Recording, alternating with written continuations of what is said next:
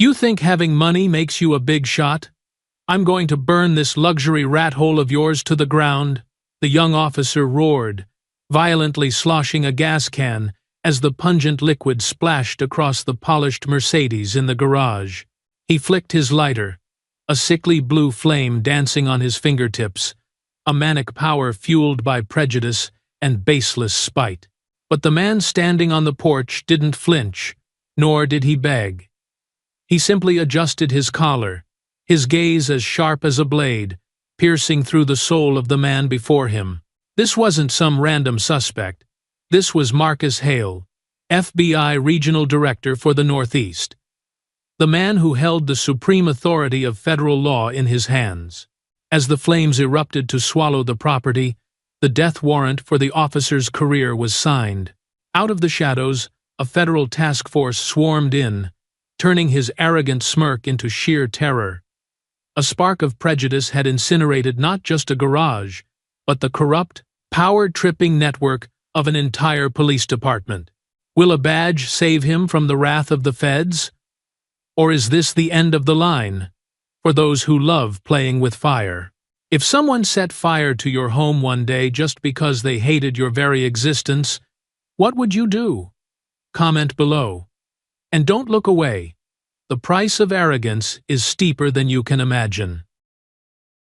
The shift begins in the suspended silence of the outlying roads of Westbridge, where pale yellow streetlights spill over damp asphalt like the breath of a weary city. Ryan Colton sits in the patrol car, the familiar leather seat beneath his back, feeling more uncomfortable than usual. Nearly sleepless nights have weighed him down, his head heavy, as if someone had placed a stone at the base of his neck. Every breath lifts a thin layer of memory, enough to disorder his mind, yet never clear enough to allow him to escape. Ryan leans his head against the cold window. In the low hum of the engine, he hears something from the past. From a rainy night many years ago, his father's shouting, sharp enough to split their small house in two, his mother's trembling replies, and the sound of a door slamming so hard that Ryan once believed it might tear free from its hinges.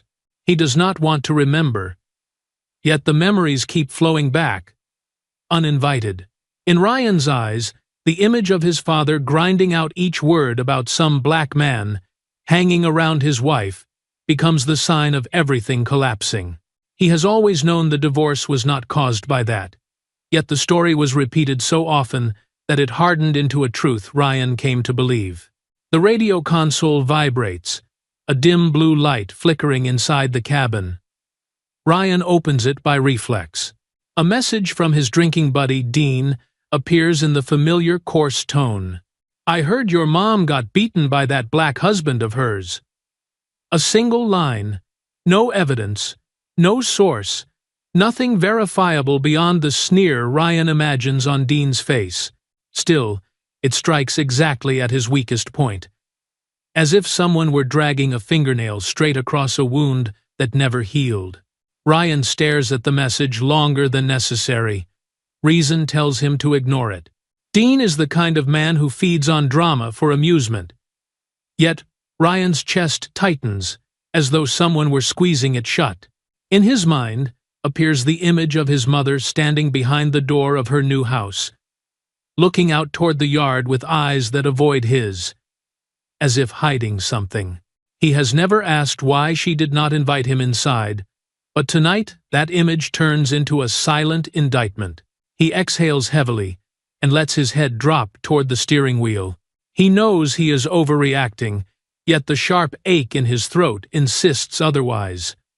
Ryan searches his memory for something resembling an address. Just a sentence his mother mentioned months earlier, that she had moved out to the suburbs, some Brayford area. Number 17, I think. He never checked it. He has never driven there himself. Tonight, that vague recollection becomes the only anchor he clings to as his emotions slip out of control. Another car passes, dragging a cold current of air that makes Ryan open his eyes. He looks down at the uniform he is wearing. It gives him the confidence he has never felt before. Only 6 months on the force, Yet Ryan has already tasted the comfort that power brings. A stern look, or a few sharp words, are enough to make people afraid, enough to make them comply. It feels like a stimulant, convincing him that he has the right to check anyone, at any time, as long as he deems them suspicious. The thought returns quickly and sharply. Ryan knows that if he wants to, he can drive straight to Brayford Court, knock on any door he finds questionable, and treat it as a resident safety check. No one dares argue with the police, especially in an upscale suburb where people fear inconvenience more than injustice. He has done it before. Turning off the body camera for a few minutes, and warning, a young man parked incorrectly, threatening a delivery worker for lingering too long near someone's gate, pretending to check the identification of a person he personally disliked. Each time, it worked. Each time reinforced the belief that no one could touch him. Ryan sits upright, his hands tightening around the steering wheel. The heat inside the cabin makes him feel as though he must act immediately, or the anger will corrode every remaining clear thought. He does not report to dispatch, does not request backup, and does not do anything he was taught in training. In his mind, this action is simply helping his mother, protecting his family. The measure of what a man is supposed to do when there is a threat. Whether that threat truly exists no longer matters to him, because Ryan can no longer tell the difference. He drives off his patrol route. The streets gradually change, from commercial blocks to residential lanes, then to rows of evenly spaced trees stretching along Brayford Court. The quiet of the night only deepens the chaos in Ryan's mind.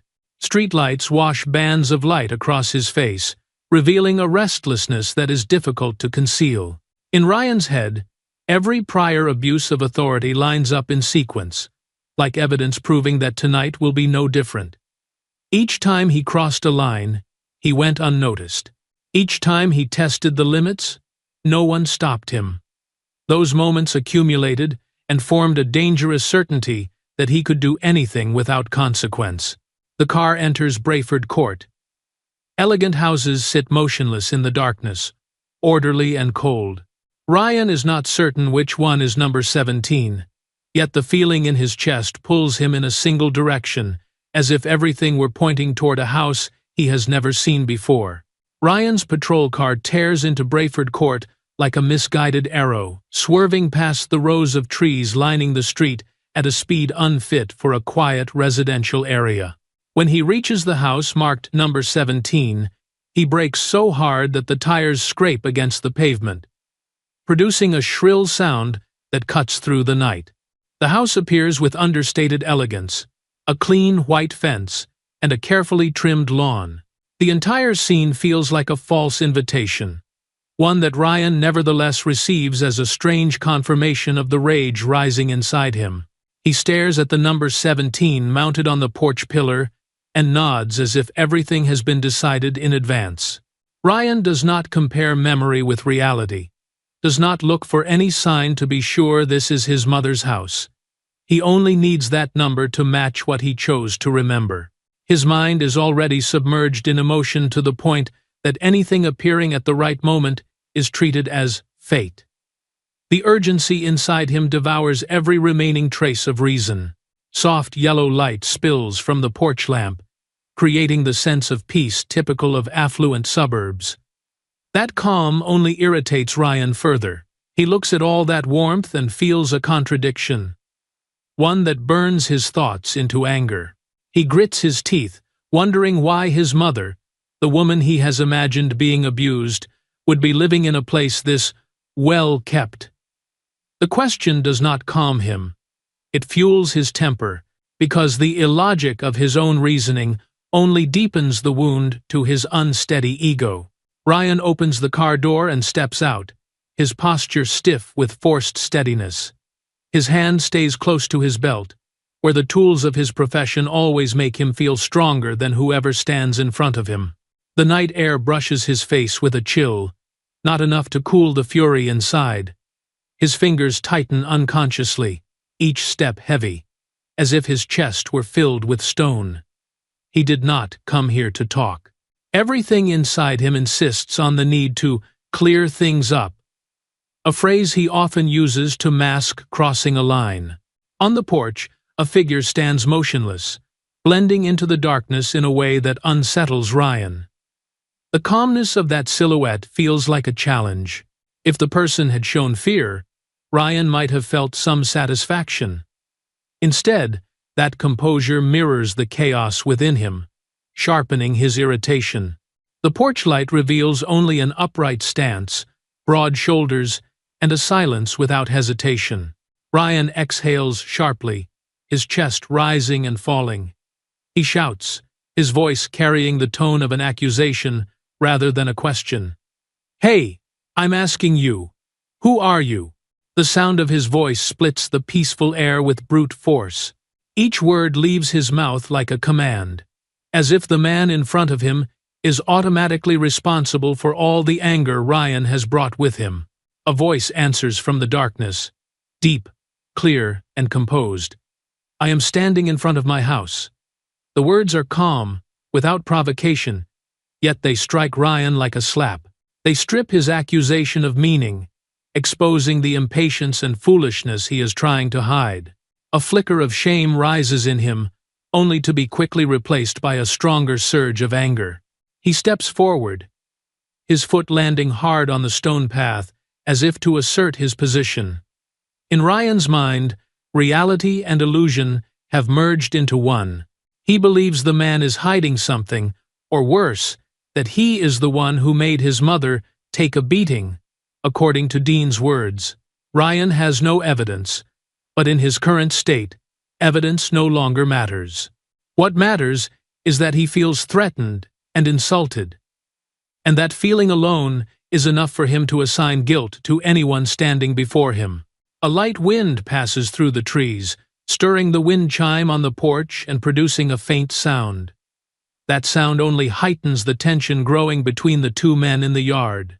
Ryan stares straight at the figure on the porch, feeling heat rush to his face.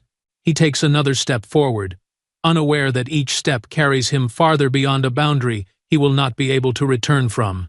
Ryan's breathing grows rapid, his hand clenched into a fist. In his mind, there is no longer any doubt that he is doing the right thing, that the man deserves to be questioned, deserves to be checked, deserves to be threatened.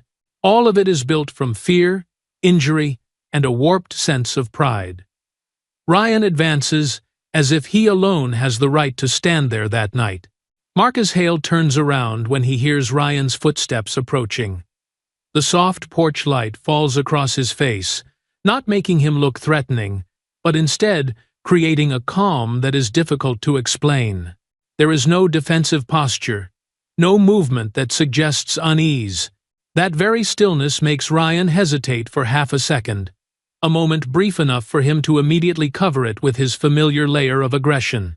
Marcus looks at Ryan with a measured gaze, neither judgmental nor careless. He speaks first, his voice low and clear. "Is there a problem, officer?" The question is gentle, yet it makes Ryan's face burn, as if someone has stripped him bare. There is no mockery in Marcus's tone, but the calm carries an implicit challenge, as though it is quietly questioning why Ryan is doing what he is doing. Ryan snaps back at once, words tumbling out before his mind can filter them. "I asked first. What are you doing standing here?"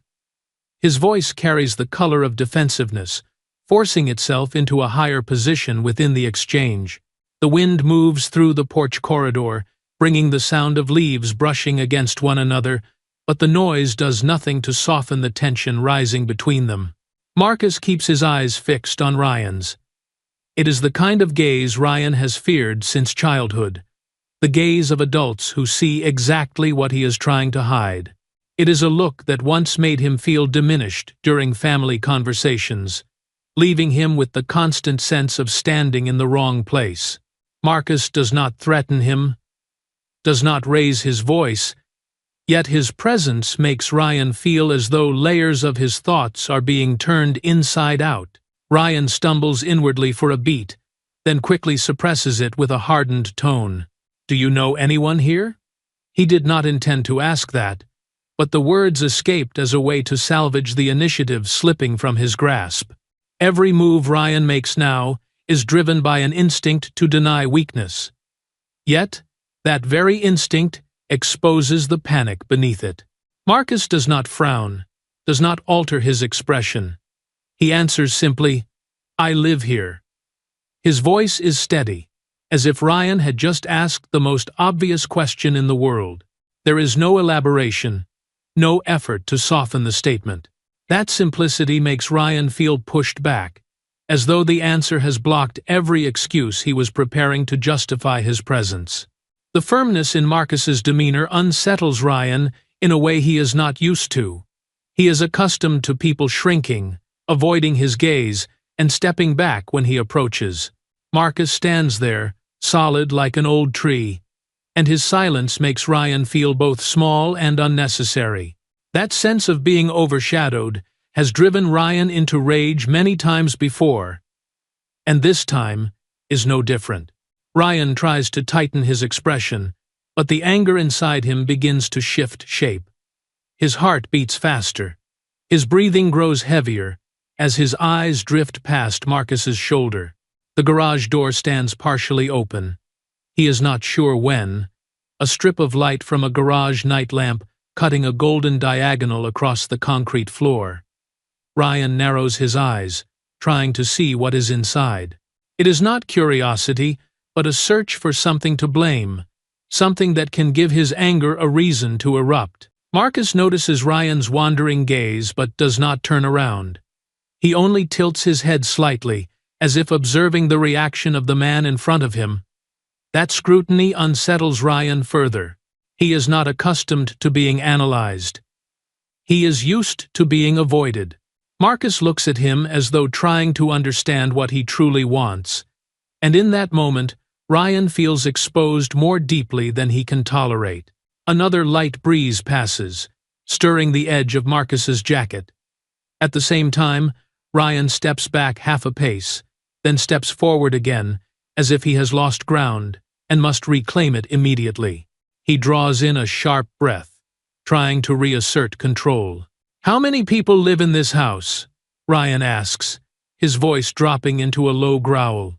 He does not notice that the question has nothing to do with why he is there. It is merely a way to threaten, without using the word threat. Marcus replies briefly, "Enough." An answer that offers Ryan no information at all, yet pushes him back once more. Marcus neither says too much nor too little. The response feels like a wall Ryan cannot break through, no matter how forcefully he hardens his tone. Ryan clenches his teeth, a flash of hostility crossing his eyes. He feels his own smallness more clearly than ever, as though everything he wears is no longer enough to hide the fracture inside. That sense of smallness is what Ryan hates most. It is the part of himself he has buried for years, now surfacing in front of a stranger who stands far too calmly to be affected by any threat. Ryan's anger twists into something tangled and unstable.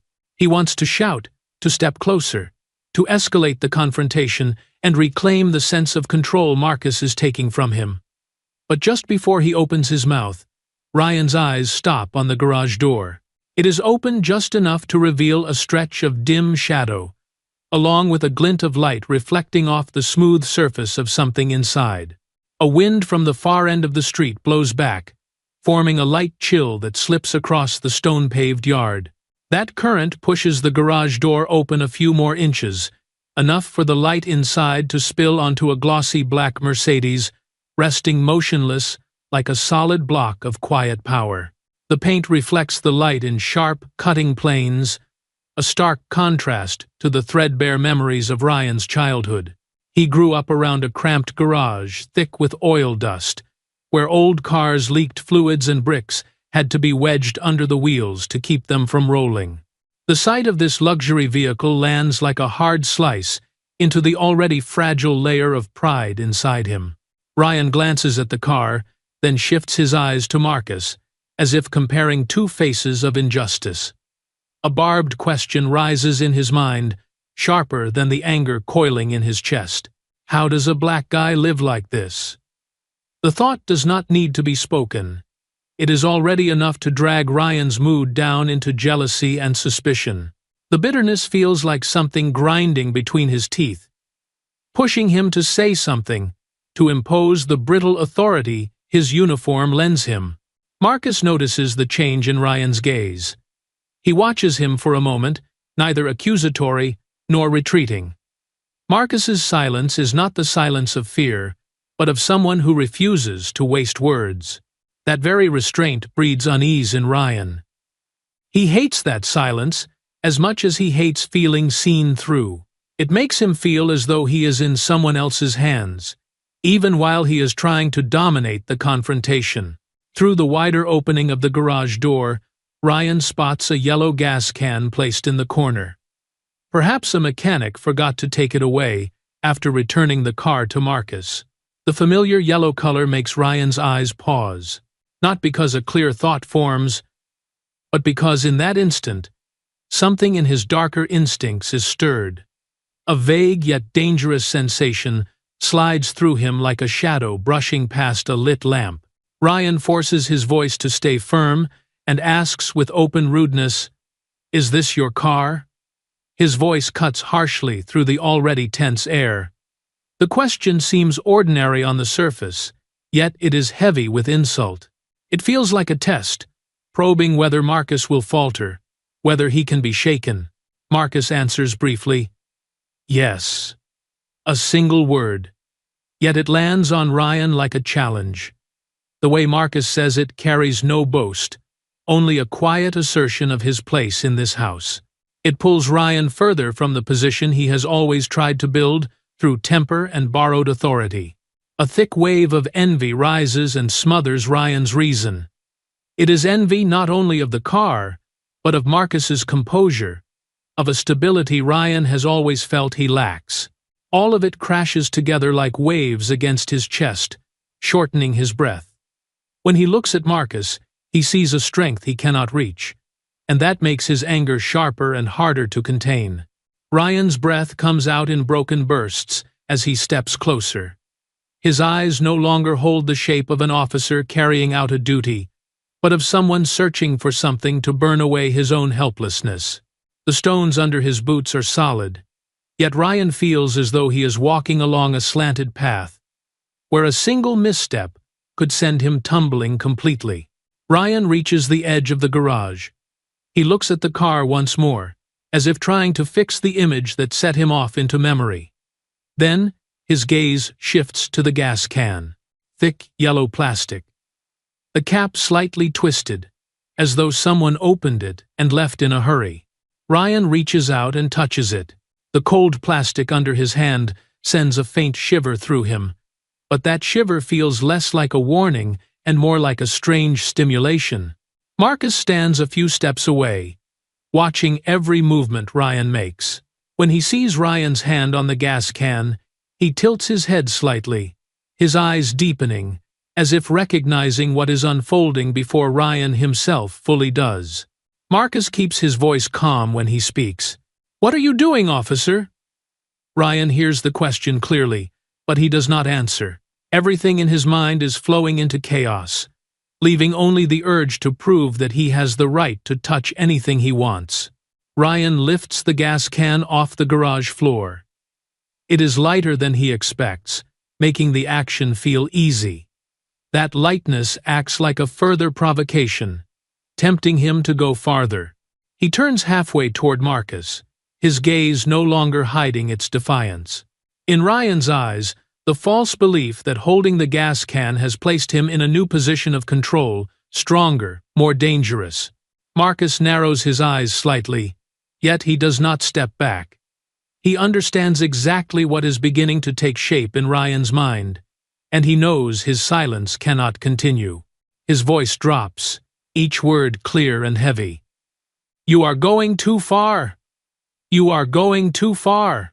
The wind in the yard moves through the row of trees in front of the house, producing a steady rustling that sounds like a natural alarm.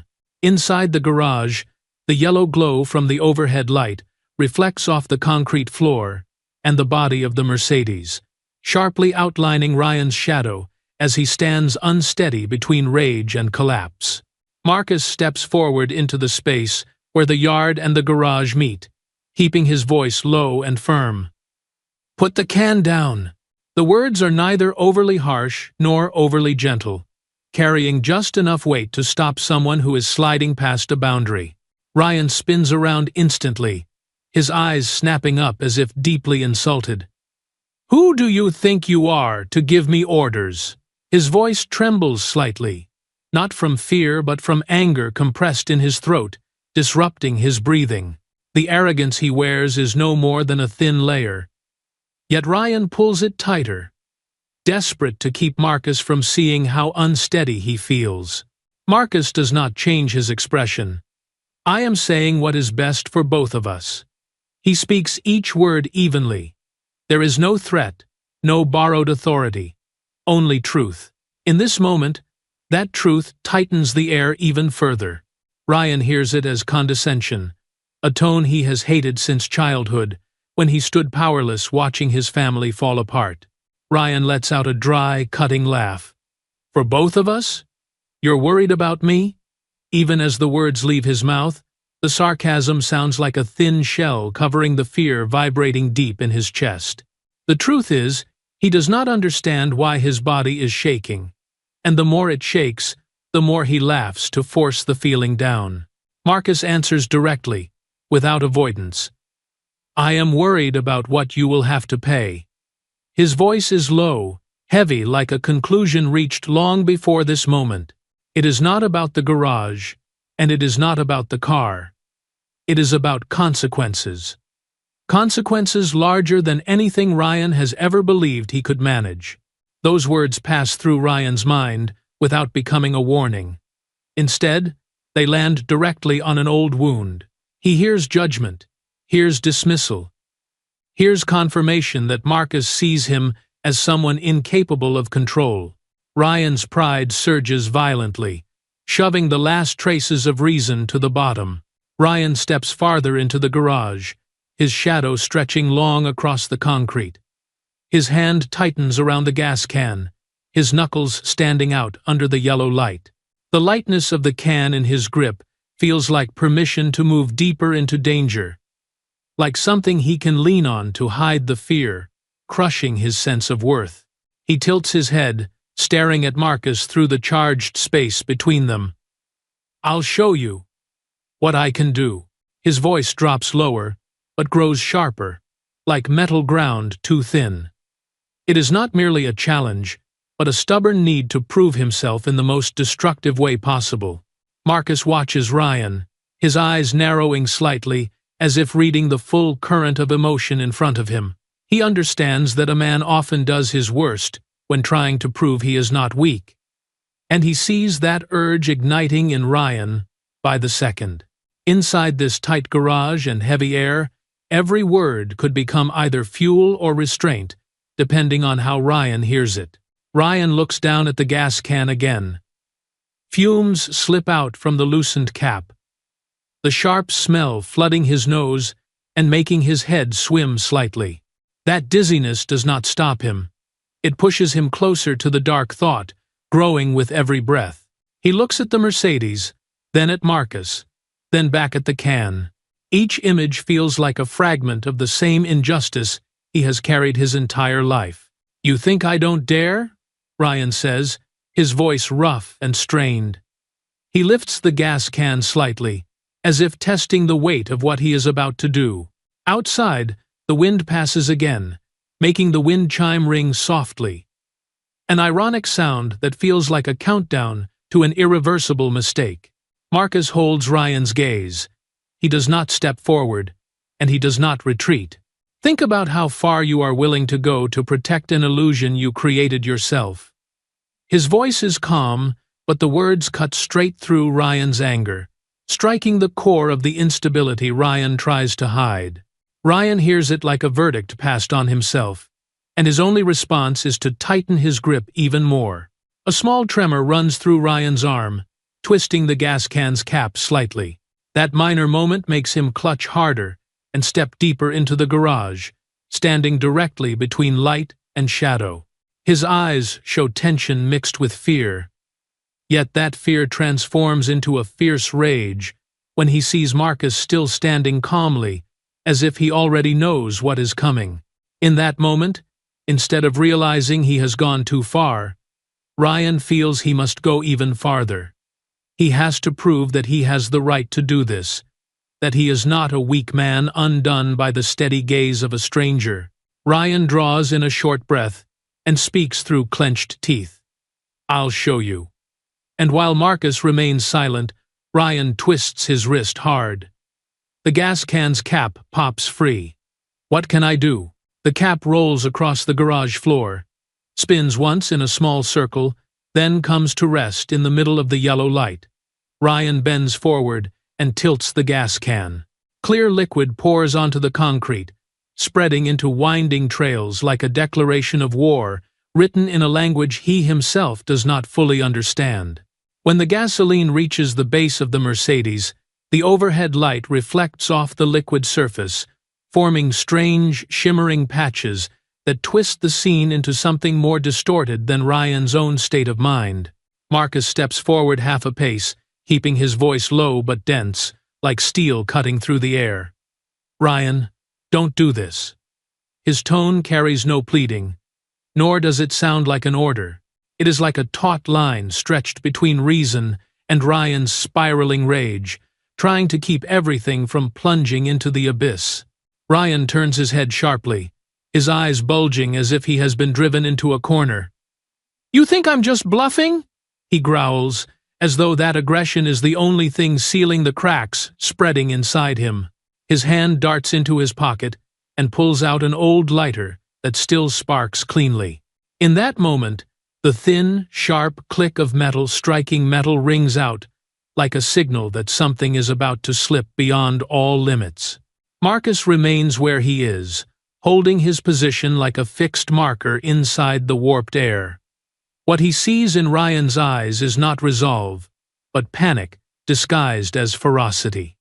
Ryan does not see it. Marcus does. Ryan flips the lighter open. As his thumb drags across the small wheel, his gaze goes vacant for an instant. It is the brief space between fear and arrogance, between knowing he is about to commit something horrific and wanting to prove that he is not weak. That instant is enough to expose Ryan completely. Chaotic, wounded, and foolishly desperate. The spark catches. A blue-yellow flame flashes once, then surges violently as it meets the gasoline trail. A fraction of a second later, a roar erupts like a beast long caged, finally breaking free. Fire races along the gasoline like hot blood. Driven by the frantic rhythm of Ryan's heart, it charges straight into the garage, exploding into a sheet of red that devours the space before Ryan can even finish drawing breath. The Mercedes reflects the blaze across its glossy surface, the light flickering like spinning spears.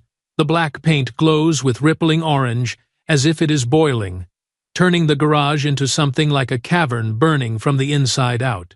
Ryan recoils instinctively, eyes wide as he hears the crackle and pop of fire.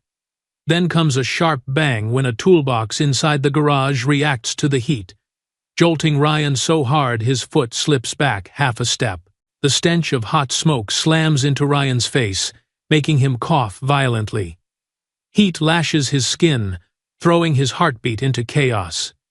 In that moment, he begins to grasp the scale of what he has just done.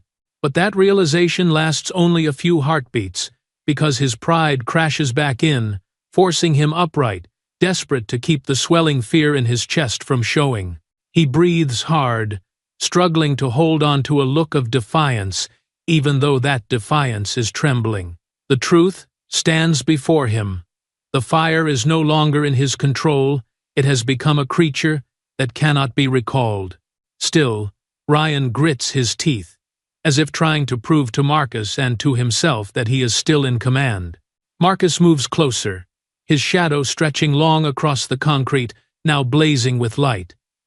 Fire reflects in his eyes, forming the image of two sharp blades boring into Ryan.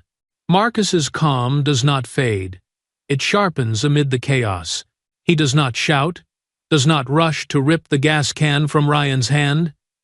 He moves like someone who understands exactly what must happen next. When Ryan sees Marcus approaching, he steps back on instinct. He still clings to the shell of aggression, but his legs tremble faintly. The fire has swallowed part of the garage, leaping like living pillars and releasing a series of sharp pops. Heat surges outward, pushing Ryan back and making him feel as though he is about to be burned away entirely. Marcus takes another step forward. He does not need to speak. Every movement presses Ryan closer to the edge of something far larger, heavier, and more dangerous than the confrontation Ryan believed he was winning. Ryan opens his mouth, wanting to shout something, but his throat is dry and raw, releasing only a broken breath. The fire continues to rise, illuminating his rigid face. In that red glare, Ryan's defiance looks like a mask on the verge of shattering. He retreats another half step, yet forces himself upright, refusing to reveal the fear devouring each beat of his heart. The flames inside the garage surge higher, sweeping red light across the walls and casting the two men's shadows into warped shapes on the concrete floor. Marcus grips Ryan by the collar and pulls him close, closing the distance until their breaths mix in the thick smoke. The force is not violent, but the certainty of it makes Ryan feel as if he is trapped between two steel plates. Marcus does not need to strain. His hand on Ryan's collar functions like a command that halts everything spinning out of control. Ryan opens his mouth, trying to reclaim the voice that carried a threat only minutes earlier. "Let go of me. I'm a cop." The sound comes out hoarse and rushed, stripped of the confidence he usually uses to press others down. Each word trembles as it leaves his lips, as if the fire is licking at every nerve in his body and twisting his reactions out of shape. Marcus does not tighten his grip, yet his presence settles over Ryan like an inescapable weight. Ryan feels as though a massive stone is blocking every possible exit, his legs stiffening by instinct.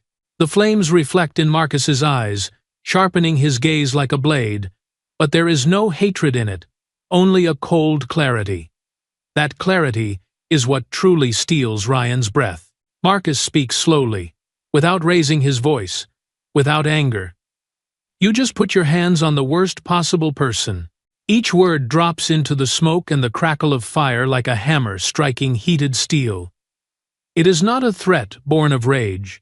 Marcus's voice carries the weight of someone familiar with real crises, someone who knows exactly what happens when lines are crossed. Ryan freezes for half a second. His mind goes blank, as if the sentence has smashed straight through the illusion of power he has worn for 1.5 years on the force. Fear floods his chest immediately.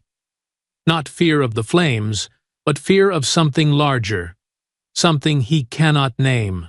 It is the fear of a man realizing for the first time that the person in front of him exists outside any range he can control. In that moment, fragments of memories Ryan has tried to bury burst to the surface.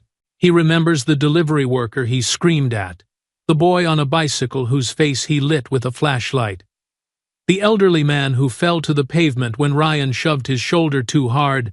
Each time, Ryan believed he had won, that no one could touch him.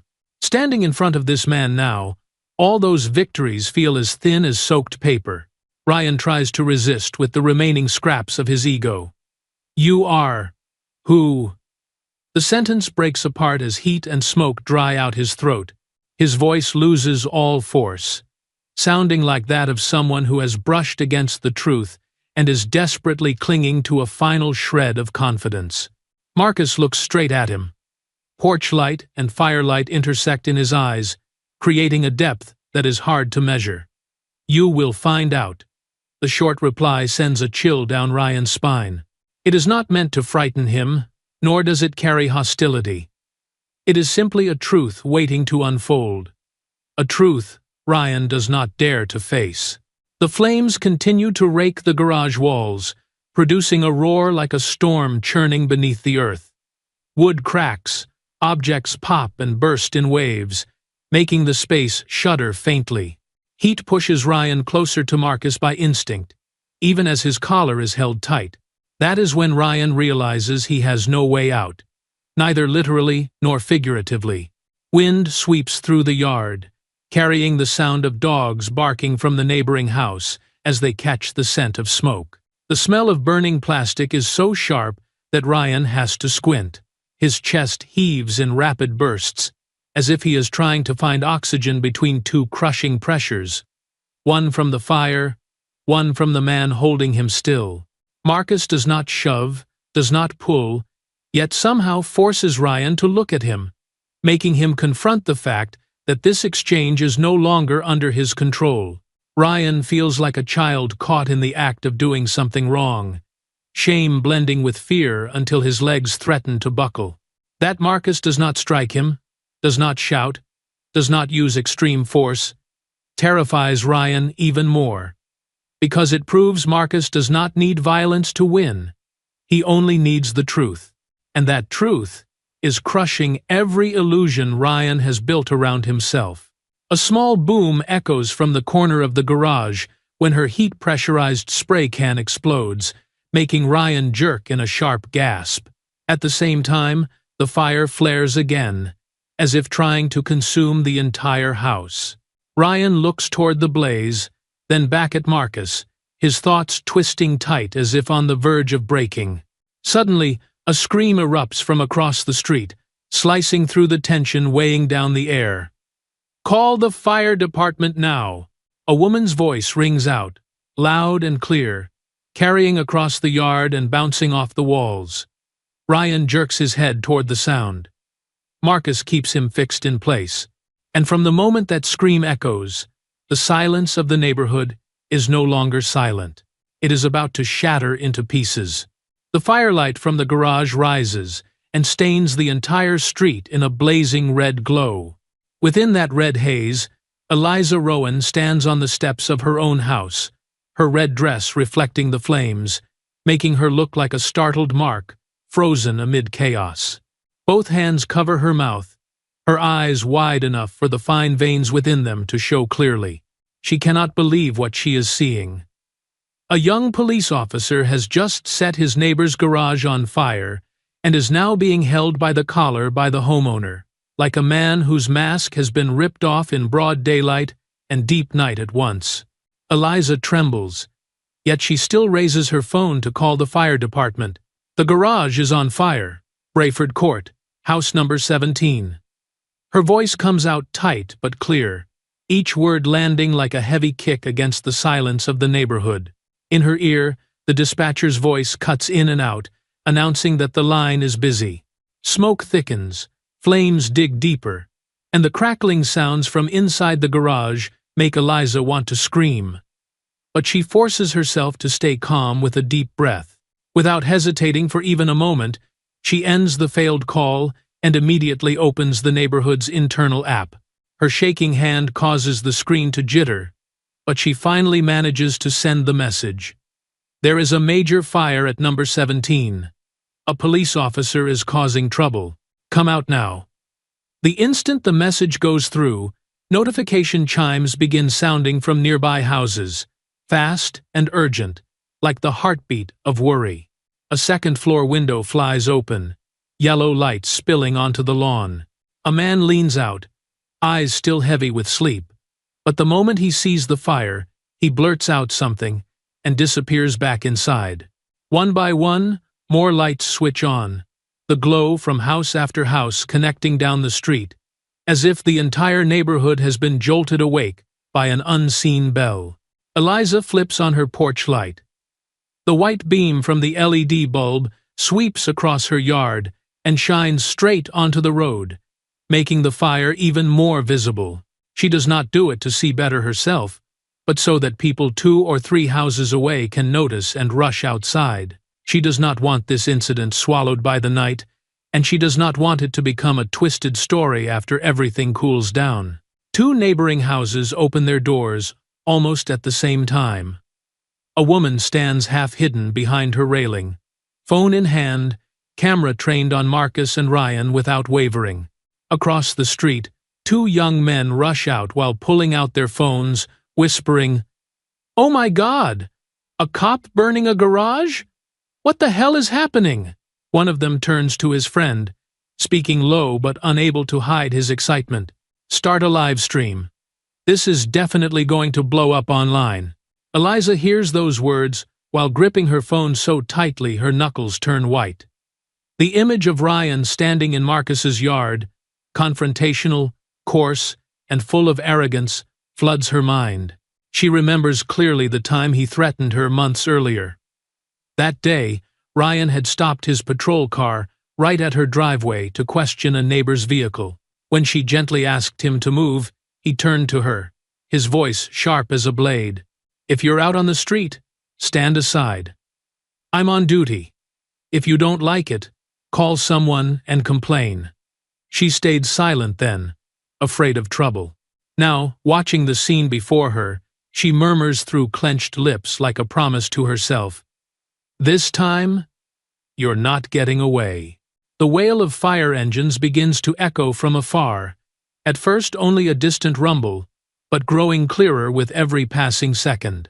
Smoke from the garage rises in thick bands and drifts across the front yards, forcing Eliza to cover her nose. The stench of burning plastic and melting rubber comes in waves, stinging her eyes. She looks toward Marcus and sees him still holding Ryan in place, his face tense in the firelight. That sight makes her feel there is something deeply different about this man. He does not act like an ordinary homeowner under threat.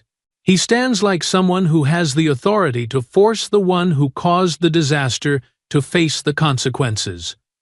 Right there and then, as she watches, even more houses light up. Some families step out hesitantly, keeping their distance from the smoke while positioning themselves to see exactly what is happening. Some crack their doors open and peer through the curtains. Others hold up their phones, recording every detail, ready to share the evidence in the neighborhood group or pass it from hand to hand. The spread through the neighborhood happens as fast as the fire in the garage. Eyes converge on Ryan and Marcus, forming an invisible pressure that pushes the situation beyond anyone's ability to quietly contain it. Eliza feels that moment with absolute clarity. The moment when the truth no longer belongs to Marcus alone, or to her alone, but to the entire community, now watching. Amid the chaos, Marcus steps back half a step to place an internal call. He sends an emergency report to Internal Affairs of the Westbridge Department, a brief action, but one sufficient to ensure that this incident cannot be buried after dawn. The fire engine sirens still echo faintly in the distance, but the sound that shifts the breathing rhythm of the entire neighborhood is the low, heavy growl of two dark SUVs charging up from the bottom of the slope. Their headlights cut through the smoke like twin blades. Eliza, standing on her porch, barely has time to raise her hand to shield her eyes from the sudden glare, while the neighbors beside her instinctively step back, half a pace, as if their instincts are warning them that the people inside those vehicles are not ordinary responders. The two SUVs come to a stop almost simultaneously in front of the house numbered 17. The doors swing open sharply, producing a crisp sound that makes Ryan flinch. 4 men step out, dressed in plain clothes with FBI badges visible beneath their jackets. They move quickly and with order, not loudly, but with unmistakable control. In the firelight spilling from the garage, their silhouettes stand out like figures trained to confront situations far beyond the reach of local police. Ryan retreats by instinct. Heat lashes his back, making him tremble, though not from the temperature. He tries to speak, his voice breaking into fragments. "Wait. I am a police officer." The words come out weak and rushed, nothing like the tone he used when he confronted Marcus moments earlier. His hands shake so badly that he grips his belt to steady himself, but the trembling only becomes more obvious in the flickering firelight behind him. Marcus releases Ryan's collar and steps back half a pace, yet remains positioned between him and the arriving agents. He does not need force, but his presence still stands like a solid wall, blocking any attempt Ryan might make to flee or react. Heat from the fire washes against Marcus's back, casting a red glow across his shoulders, but he does not seem to notice. His eyes remain fixed on the agents, controlled, as if the entire scene has unfolded within his expectations. A man in his 40s steps out from the driver's seat of the first SUV. His hair is cut short, his face set, his gaze sharp. He does not look at Ryan first, but directs his attention straight to Marcus. "Director Marcus, are you safe?" His voice is brief, fast, and precise, instantly marking him as someone accustomed to emergencies. At the word director, Ryan's legs nearly give way. He braces himself against the pavement to keep from collapsing. Panic floods his chest so fast his vision blurs. His thoughts spin wildly, searching for an explanation and finding none. All he knows is that the title just spoken makes his entire body tighten with fear. Marcus answers succinctly, his voice low and fully composed. "For now, restrain him." The 4 agents immediately spread out. One checks the wind direction and the fire's rate of spread. Another speaks rapidly into a radio, calling for additional fire response. The agent closest to Ryan steps toward him, movements firm yet controlled, the kind designed to restrain without escalation. Ryan turns as he is guided, stammering something that never forms into words. He tries to assert his identity, his hand touching the nameplate on his chest, but the agent does not look. The agent pivots him, pulls his arms behind his back, and snaps the handcuffs shut with a sharp, metallic click. The sound rings louder than the crackle of the fire for a brief instant, silencing everyone standing in the yard. Neighbors watch from a distance. The glow of mobile phones begins to illuminate the scene from multiple directions. Even from several yards away, Eliza feels the shift in the neighborhood's mood. The earlier irritated murmurs fade, replaced by low, decisive remarks, as if reality is being confirmed by what they are witnessing. "Wow, a cop in cuffs. Never seen that before. The FBI showing up at house number 17? This night just got serious." Ryan hears those words and feels a chill crawl up his spine. He wants to turn and react, to explain, to shout that this is wrong. But the handcuffs bite into his wrists, cold and unyielding, rendering every impulse useless. He can only stand there, breathing hard, like a man stripped of everything he once used to appear powerful. One agent quickly checks the fire's position and the safe perimeter. Marcus walks toward them to exchange information, his voice low and clear, entirely steady. 2 other agents position themselves apart, forming an invisible boundary that keeps residents from coming too close. What began as a confrontation between a young police officer and a homeowner transforms, in an instant, into a secured federal scene. As the rear door of the second SUV closes softly, a figure steps out from the back seat. It is a man in a dark coat, his movements calm, his eyes sharp. In his hands is a thick file secured by a black hard cover. He glances once at the fire, then turns his attention to Marcus. Special Agent Reyes steps forward with a calm stride, each movement deliberate, as if he has already seen the outcome of this confrontation. The flames behind him surge higher, casting dancing streaks of light across the pavement and reflecting off Reyes's face, sharpening the cold edge in his eyes. He stops directly in front of Marcus and Ryan, opens the file in his hands, and speaks in a low, firm voice, like a blade laid flat on a table. "What is the suspect's name?" Marcus does not look at Ryan. He turns straight toward Reyes and answers, each word clipped and precise. "Ryan Colton, Westbridge Police Department." His voice carries no anger, no outrage, only the cold confirmation of a man completing a duty that must be done. The words land and make Ryan shudder. as if his own name has been drawn from a sheath like a knife. He opens his mouth to protest, but the heat from the fire and the presence of federal agents clamp his throat shut. Reyes makes quick notes in the file. His hand moves decisively, practiced in handling paperwork that must be completed on scene. When he finishes writing, he looks up, his gaze drilling straight into Ryan as if piercing through skin to reach the truth buried beneath aggression. You have just committed arson against federal property. His voice carries clearly over the crackling fire, not raised, not rushed, but heavy, like a gavel striking a legal seal. Ryan staggers back half a step, bumping into an agent behind him. No, that's not. His eyes widen like someone being held underwater. He shakes his head repeatedly, clinging to the hope that this is a mistake. I didn't know whose it was. I didn't know. His voice fractures, thin as ice about to crack on a frozen lake. Every word spills out with shallow breaths, as if he would trade anything to undo what he has just done. Reyes does not change his expression.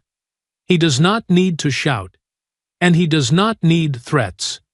The truth he is about to state is enough to shatter everything Ryan still clings to. This is the home of Marcus Hale. Reyes lowers the file slightly, his eyes never leaving Ryan, Director of the Federal Bureau of Investigation for the Northeast region. A sudden silence drops over the front yard. Even the fire seems to pause for a beat. Ryan stands rigid, lips parted but unable to form a sound. His breath lodges in the center of his chest. His entire body freezes, as if all the blood has been drained from him at once.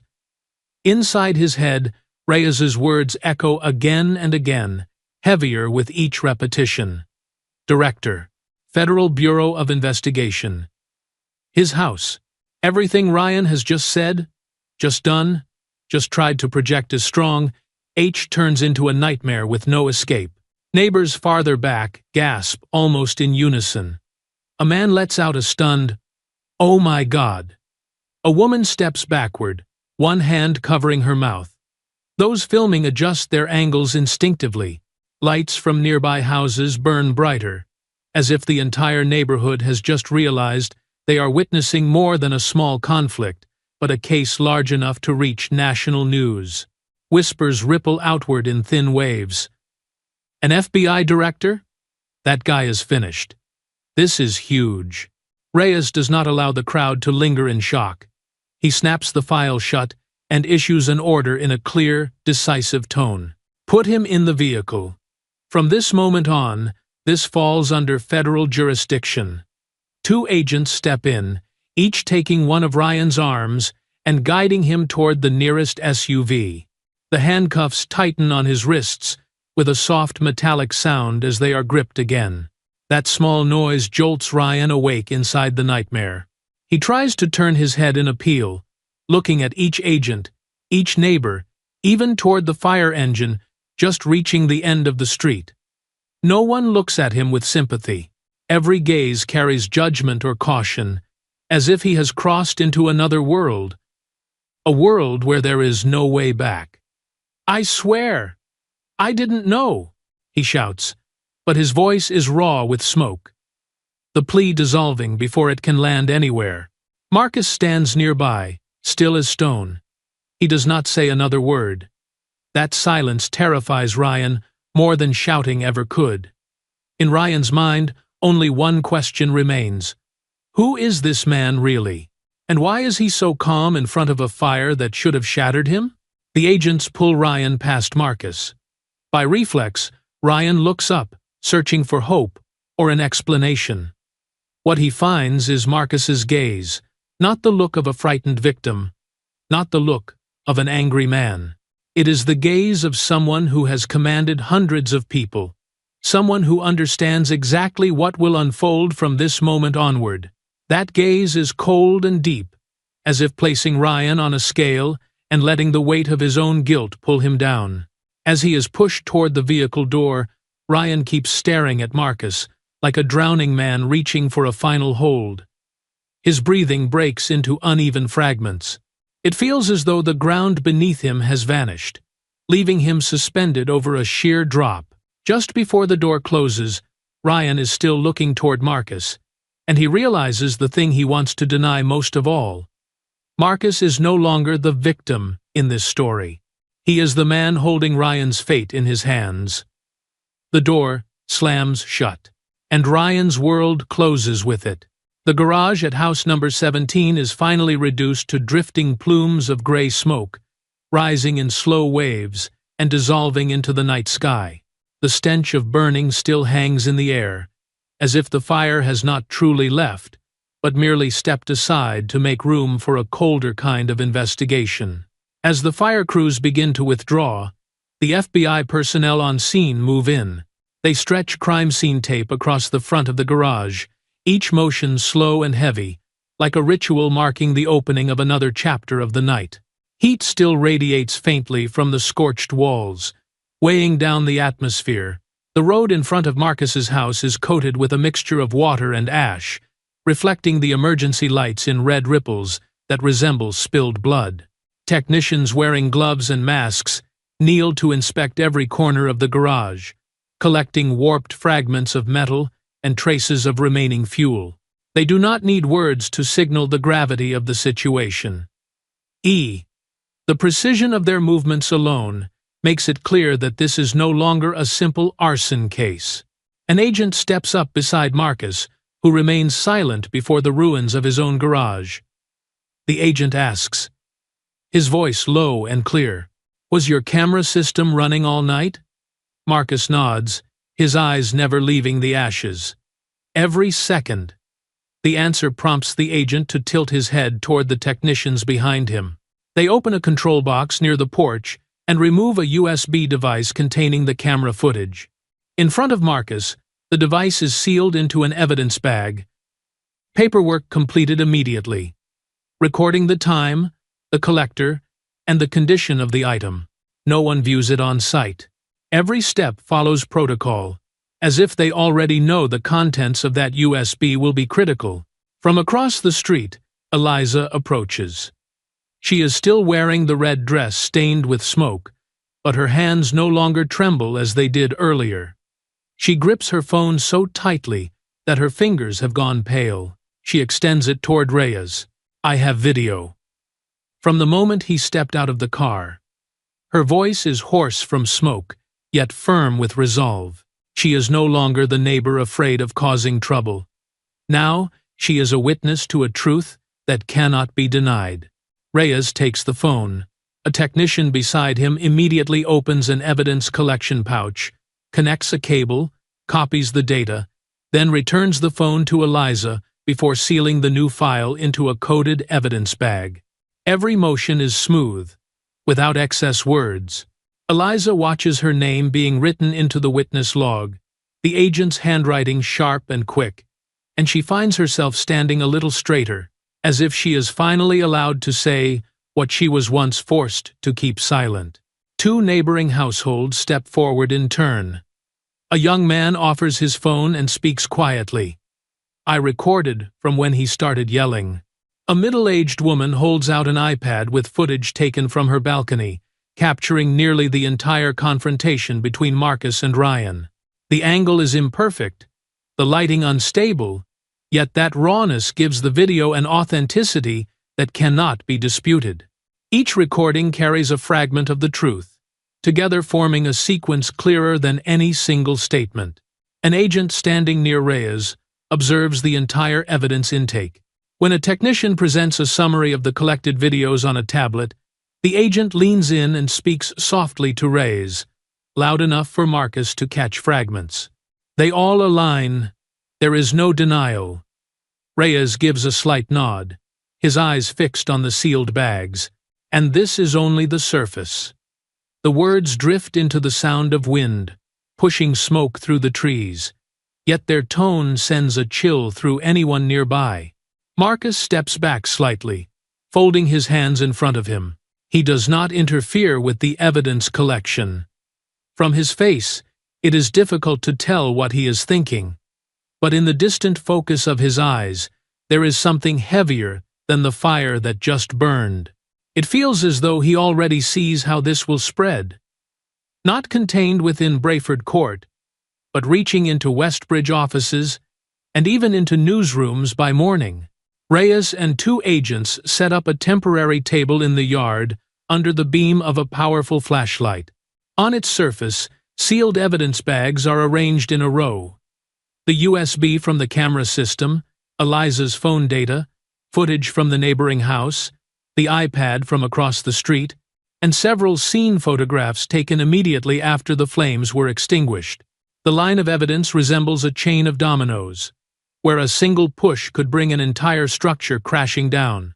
Marcus looks at the evidence table, his eyes narrowing slightly.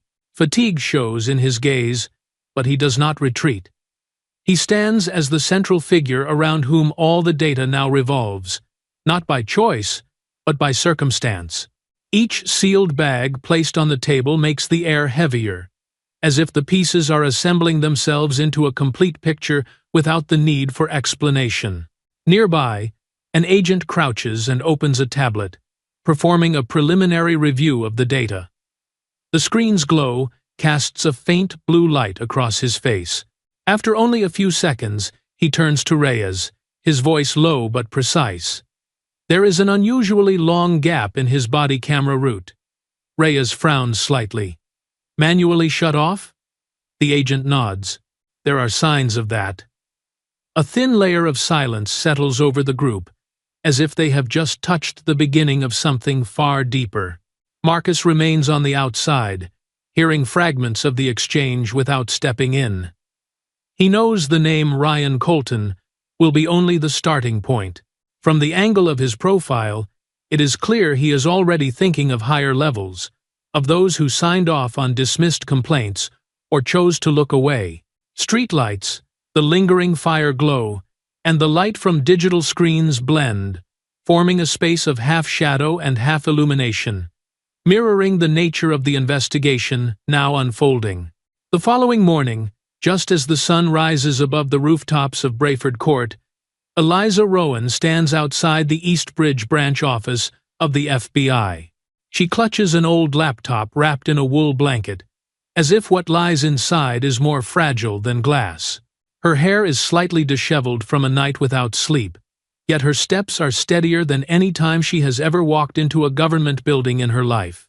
The security officer looks at her, then at the laptop held tightly to her chest, and understands that she is not here to ask something trivial. He directs her toward the public reception area. Eliza does not sit to wait. She rises immediately when she sees Special Agent Reyes step out from the inner hallway. He recognizes her at once and nods, as if already prepared for this next critical piece of the investigation. Please come with me. A12 The Crescent. The door to the small interview room closes.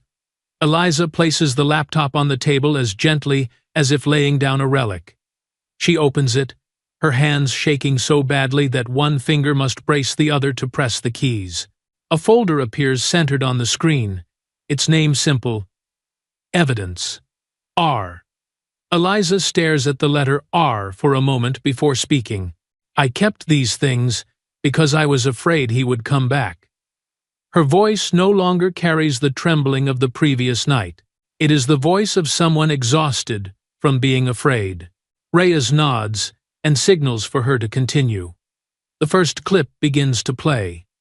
The screen lights up, showing Ryan in his police uniform, standing close to the door of a delivery driver's vehicle. The driver's face is visible under a streetlight, tense and frightened. Ryan slams his hand hard against the car door, then leans in and shouts with arrogant force, "You park like this because you want trouble? You want a ticket for obstructing traffic?" The delivery driver stammers an apology, but Ryan raises his voice even more, until Eliza, who is filming, pulls the curtain shut to avoid being seen. Reyes tilts his head slightly, his eyes never leaving the screen. "What date is this?" he asks. An agent opens another laptop, cross-checking the footage against Ryan's duty roster in the system.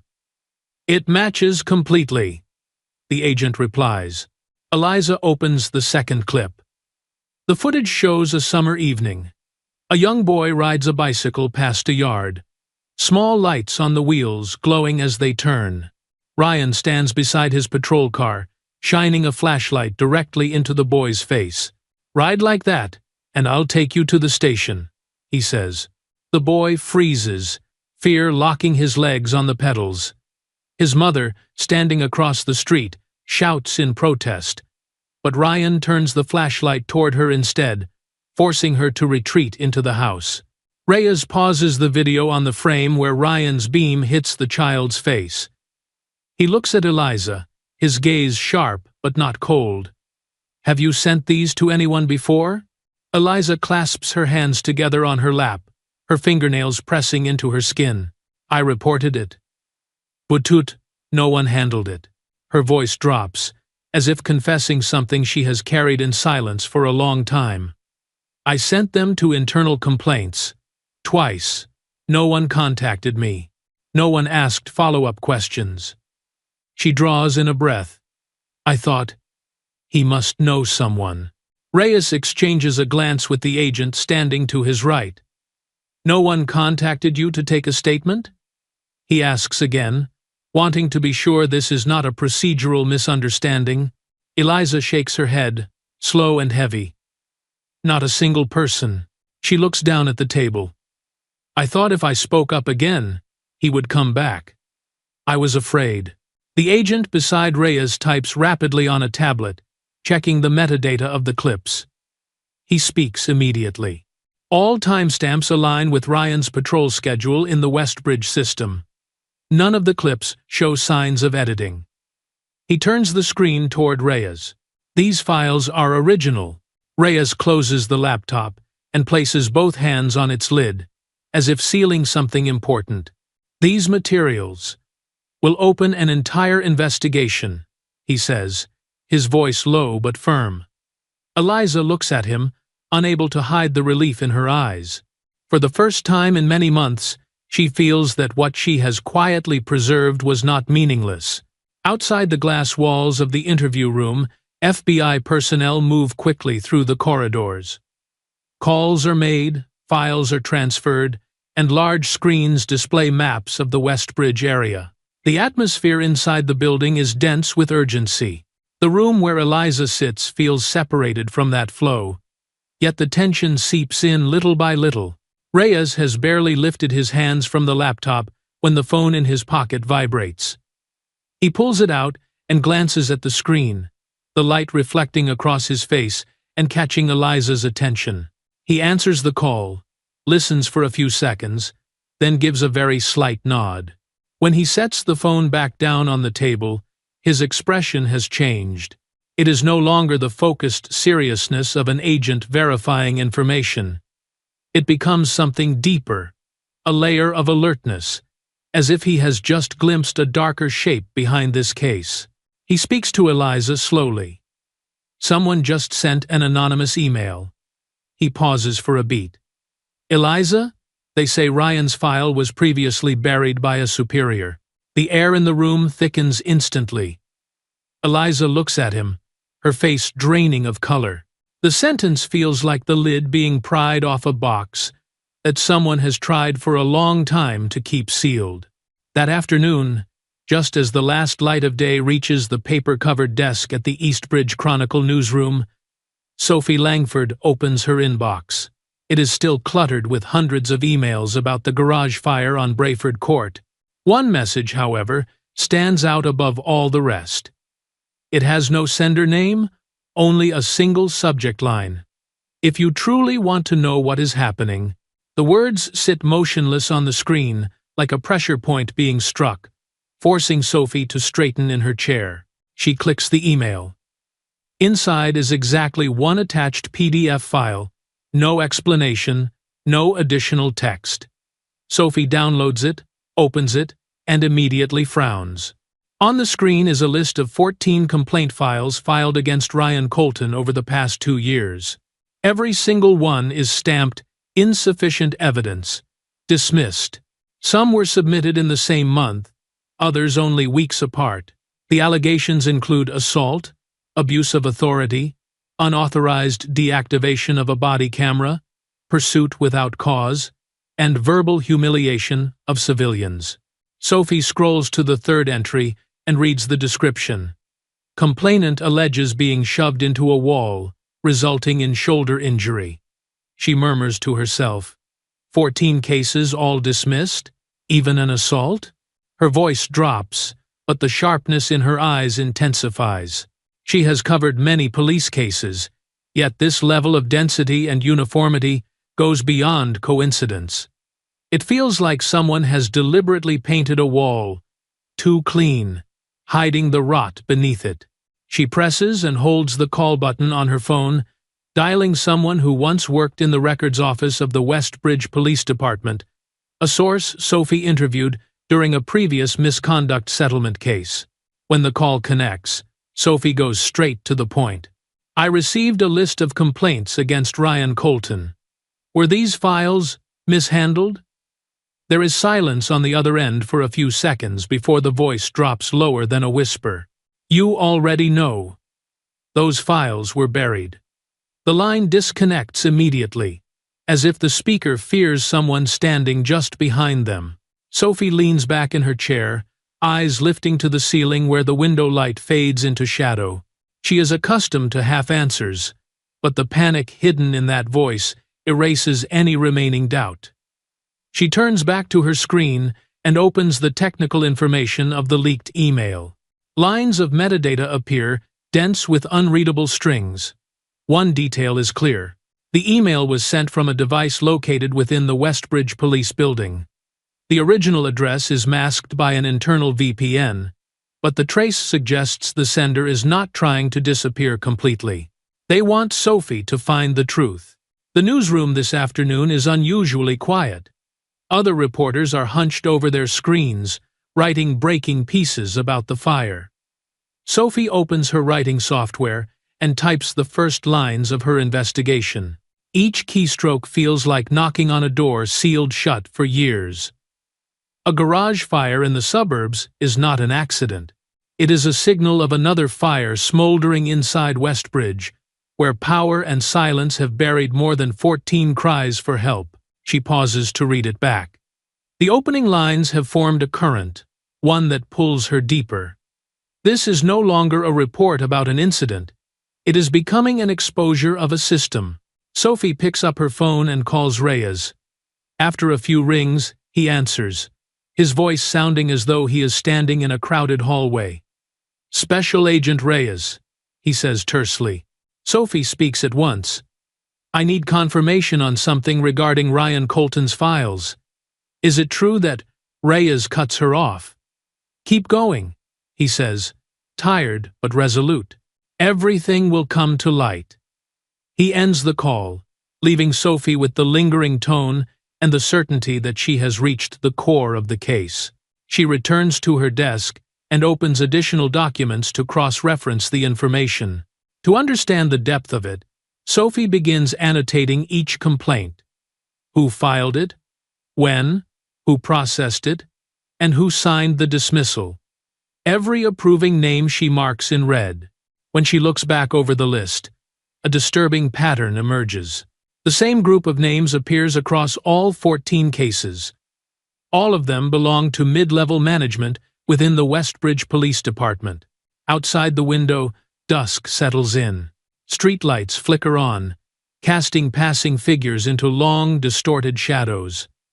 Sophie remains seated, her gaze steady, like someone standing before a map of an underground war. She senses that everything she sees is only the surface.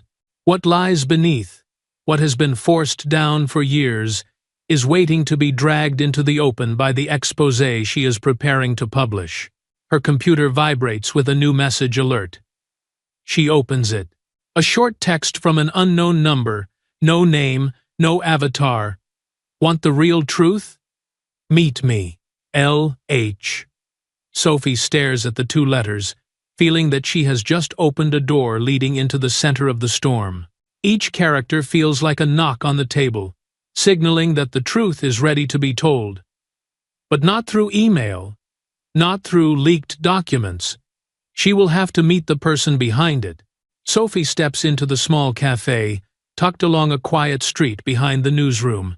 Only a few customers are inside, each sitting alone at separate tables, the soft yellow lighting creating the feeling that the outside world has slowed down. Sophie enters with her mind full of doubt, because the person who claimed to want to tell the truth chose a secluded place, as if afraid of being followed. She scans the room several times before spotting Liam Hart seated in the far corner. He is hunched in on himself, both hands clasped on the tabletop, head lowered like someone trying to disappear. When Sophie approaches, Liam looks up. His eyes are ringed with red and exhaustion, like someone who has not slept for many nights. She sits down, places her small notebook on the table, and keeps her voice calm. "You sent me the message?" Liam gives a slight nod, glancing briefly toward the glass door, as if worried someone might overhear. He places his phone face down on the table and forces out the words, "I have to tell this to someone before I change my mind." The air in the cafe seems to thicken as he begins. Liam says that the garage fire has kept him awake for 2 straight days, not because he is worried about Ryan, but because he knows the past was bound to resurface. "I patrolled with him for 8 months, he says, his voice trembling faintly. "I saw things, too many things. But I stayed silent, because I was weak." His face tightens, as if he cannot forgive himself for that silence. When Sophie asks slowly what really happened, Liam raises a hand to his face and exhales heavily. "We pulled over an elderly man. Minor violation, a broken taillight. He got out of the car politely, just asked why he was being stopped." He pauses, his hand shaking for a beat. Ryan didn't like being questioned. He grabbed the man by the collar and shoved him onto the curb. Liam swallows hard and looks at Sophie. "I still remember the sound of his head hitting the pavement. I thought he was going to pass out." Quote, Sophie turns on her recorder and sets it between them. "Did you file a report?" Liam nods. "I wrote everything. 1 hour later, I submitted it into the system, and before the end of my shift, Ward called me into his office." Liam presses his lips together, his eyes heavy like someone facing a sentence. "He told me to revise it. Write that the victim slipped. I said I couldn't do that." Ward stared at me for exactly 5 seconds, then said, "If you want to survive in this department, remember where you belong." The words hang in the stretched silence, making Sophie grip the edge of her notebook. She understands that feeling, the moment when the truth is twisted. Ed and you are powerless to stop it. Liam continues, his voice hollow. "I signed it. I signed it. I hate myself for that." He draws a deep breath and adds, as if unloading a weight from his chest, "The man was taken to the hospital. I never knew what happened to him." Sophie asks about Ryan's reaction afterward. Liam shakes his head slowly. "And he laughed. Laughed right there in the car. Told me I did a good job. Said that in this line of work, the strong live and the weak die." Each word echoes in the still space, like needles against skin. Sophie keeps writing, feeling as though she is moving deeper down a dark corridor inside the Westbridge Police Department. Sunlight outside slants across the floor, casting long streaks of light. Liam stares toward the door, his eyes dull. "I planned to report it higher up, but then they reassigned Ryan to another area for a while, and everything quieted down." He adds, "I thought it was over, but that night, he burned someone's garage. When I read the news, I knew I had to speak." The remorse in his voice is impossible to hide, like someone who has buried a secret for too long. Sophie gently sets her pen down. "You did the right thing. From now on, you are not alone." Liam gives a bitter smile. "You say that, but I know someone will come looking for me." I broke their silence. She reassures him firmly. "If needed, I will publish your testimony immediately. Your silence made that system stronger. The truth will crack it." Liam lowers his head, his eyes reddening. "Thank you. At least I said it." They sit quietly for a moment, allowing the story to settle into the room. A server places 2 glasses of water on the table and steps away. Liam takes a small sip, as if regaining courage after releasing the heaviest burden of his life. Sophie opens her notebook again, reviewing each line, feeling the pieces beginning to lock together. Outside, a strong gust of wind rattles the glass door. Liam stands, slipping on his jacket, his expression lighter, as if some of the weight has been lifted. He says, "I have to go. If I stay any longer, I might change my mind." Before leaving the table, he sets down a small card. "My number, but do not call if anyone is standing nearby." Sophie understands that this fear is not imagined. This is the kind of truth that can cost someone their job, even their entire life. When Liam leaves the cafe, Sophie remains behind to assemble every detail. She clearly sees a familiar pattern in this story. A small police department, tangled relationships, and a culture of silence protecting the unworthy. She knows the article she is about to write will not merely recount an arson case, but dissect an entire system. She opens her laptop and types a few opening lines. But before she can write the second sentence, her phone vibrates violently. A message from the editorial desk appears. The Westbridge Police Department just released an emergency statement. They are calling Ryan Colton a misunderstood hero. Press conference in 30 minutes. Get back now.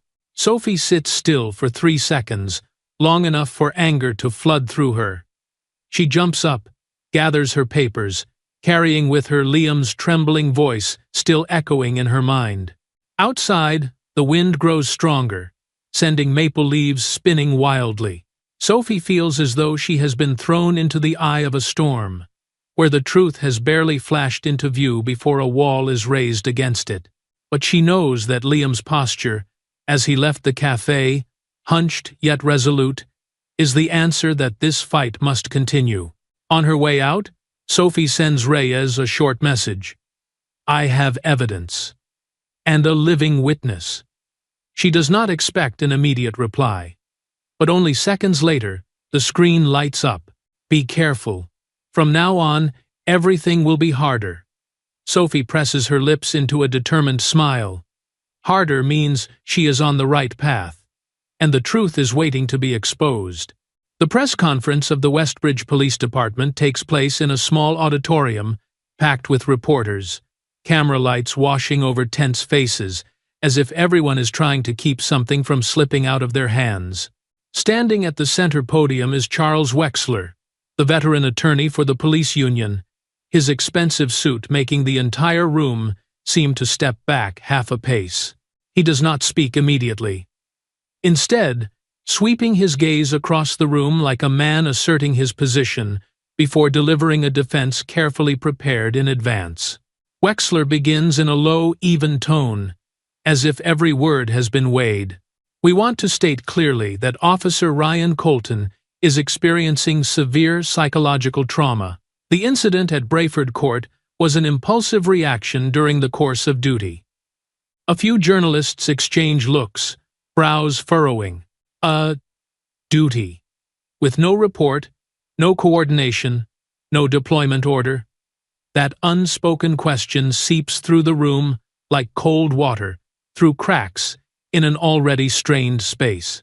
Back at the newsroom, Sophie watches the press conference live. The screen shows Wexler's composed face, and every word he speaks feels like a splash of murky water thrown straight at her. She grits her teeth, her fist tightening until her knuckles turn white. When Wexler uses the phrase, "a reaction in a dangerous environment," she mutters aloud in the empty conference room. What environment? He went to the wrong house, for God's sake. But the screen does not hear her, and Wexler continues, growing more confident, like a man laying the foundation for a new narrative. "Police officers face the risk of attack every day," he says, staring directly into the camera as if drilling into the audience. "We must understand the context before passing judgment. The context he invokes is not the truth, but a construct designed to pull Ryan away from the blade of accountability. Outside the auditorium, Liam Hart stands behind a barrier, watching through the glass doors. He hears every word, as if reliving the warnings Ward pressed onto him a year earlier, and his hands tremble. Not from cold, but from fury. Meanwhile, inside the Westbridge Police Department, an email goes out from Captain Ward's account. No one is to provide information to the press. All statements will be handled by the union. The message bears a red priority marker and is sent to every officer. Liam reads it and feels an invisible rope tighten around his neck. He knows what it means. A protective network is being built, fast and firm, like a trap snapping shut. He shuts off the screen and stands up, his heart pounding as if he has just run a long distance. Across town, in a temporary office set up to handle the fire case, Reyes replays the press conference footage. His expression darkens by degrees. "They really want to turn this into an accident?" he says, his voice low and tightly controlled. An agent beside him nods. The union has brought in 3 additional attorneys to support Wexler. They are preparing to push the narrative of loss of control due to job-related pressure. Reyes narrows his eyes, as if measuring the distance between the two sides now clearly forming. Marcus enters the room at that moment, his jacket still carrying the smell of smoke from the garage fire the night before. He stands beside Reyes and fixes his gaze on the screen. His face shows no emotion, but his eyes are sharp enough to make a young agent nearby swallow hard. Marcus speaks quietly, almost to himself. They do not understand the scale of this. Reyes turns to him and replies slowly, "Or? They understand it very well, and that is exactly why they are trying so hard to cover it." A female agent strides in quickly, holding a freshly printed stack of papers. "Report from Internal Affairs," she says, placing it on the table. Reyes flips the first page, and within a second, his eyes darken. "The complaints against Ryan. A lot of them are missing," the agent explains. "Only 3 complaints remain in the system, but the paper archives show signs of tampering, torn pages, and missing sections." Someone interfered. Sophie enters at that exact moment, her breathing still quick from rushing over after the press conference. She places the recording of her conversation with Liam on the table. He confirms reports were altered. And that there were threats. Reyes takes the USB, his gaze shifting from grim to resolute.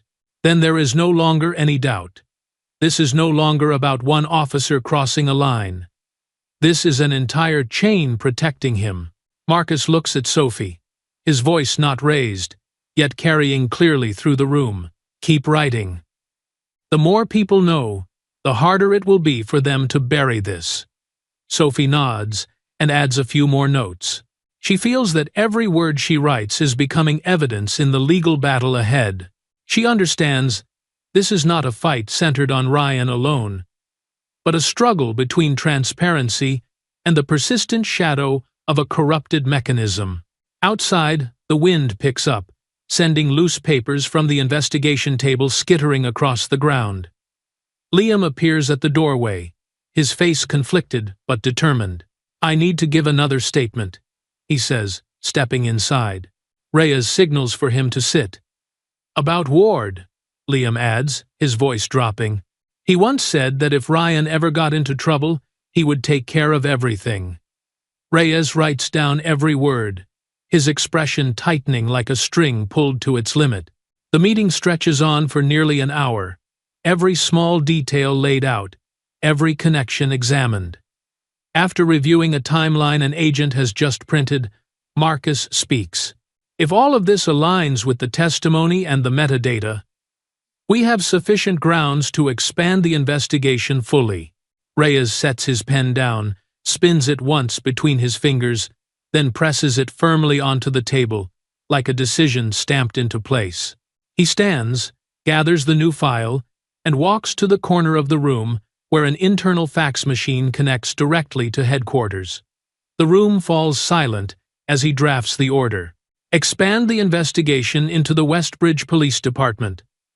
Locate all files that were deleted, lost, or falsified. He signs his name, the pen pressing hard enough to leave a thick line of ink. A sharp beep sounds as the order is transmitted. Reyes turns back to the group. From this moment, he says, they can no longer hide it. 90 days after the fire, the main FBI conference room had turned into a maze of paperwork, whiteboards, and red strings stretched tight across 2 walls. At the center hangs a map of Westbridge, marked with small squares bearing officers' names. All lines converging on 2 names at the core, Ryan Colton and Captain Ward. The yellow glow of the conference lights casts the scene in a way that resembles a major surgical operation entering its deepest phase. Inside Internal Affairs, a specialized team has just completed its first consolidated report. The team lead briefs Reyes and Marcus when they arrive to review progress. We found 23 reports locked behind internal access codes, she says, calm in tone, but with deep skepticism in her eyes. Only Ward and 2 mid-level managers had clearance to open them. Reyes flips through the pages, his expression shifting from contemplative to alert. Another Internal Affairs agent steps in, carrying a new file. These reports were locked within the same time window, he explains. Same account, same click pattern. Reyes asks, can it be traced to a person? The agent answers, the account is registered to Ward. But the access logs were altered. Very carefully. It suggests someone may have acted under orders. The air grows heavy, like night fog settling on the listener's throat. Cold and filled with suspicion. Meanwhile, the FBI has gathered 6 additional testimonies from residents in neighboring districts. They are people Ryan once intimidated, subjected to arbitrary checks, or threatened without cause. An older man tells Reyes that Ryan once stopped him for walking too slowly. A young woman says she was forced to open her handbag on the street simply because Ryan thought she looked suspicious. These were things no one dared to say before. But after the fire, they came to the FBI, as if they had finally found a safe place to unlock a long-sealed silence. On a light, rainy afternoon, an older officer arrives at Reyes's office, his coat dotted with rain, his face etched with deep lines. He hesitates briefly, then says, I have had enough. Reyes invites him to sit, and within moments the confession spills out like rain during a storm. Ward used to disable conversation recording cameras in the review room when complaints came in, the officer says. He told us to sign off before reviewing all the evidence. I know this will bring trouble on me, but I do not want to keep my eyes closed anymore. Outside the hallway, Sophie leans against the wall, waiting to meet Reyes. In her hands is a printed copy of her newly published investigation, its headline stretching across the page, An entire police department cannot stay silent forever. The article spreads rapidly, reaching the top of the news site within 8 hours.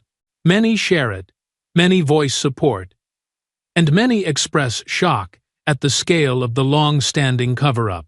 Sophie enters the conference room, hands the printout to Reyes, and says, public pressure is rising.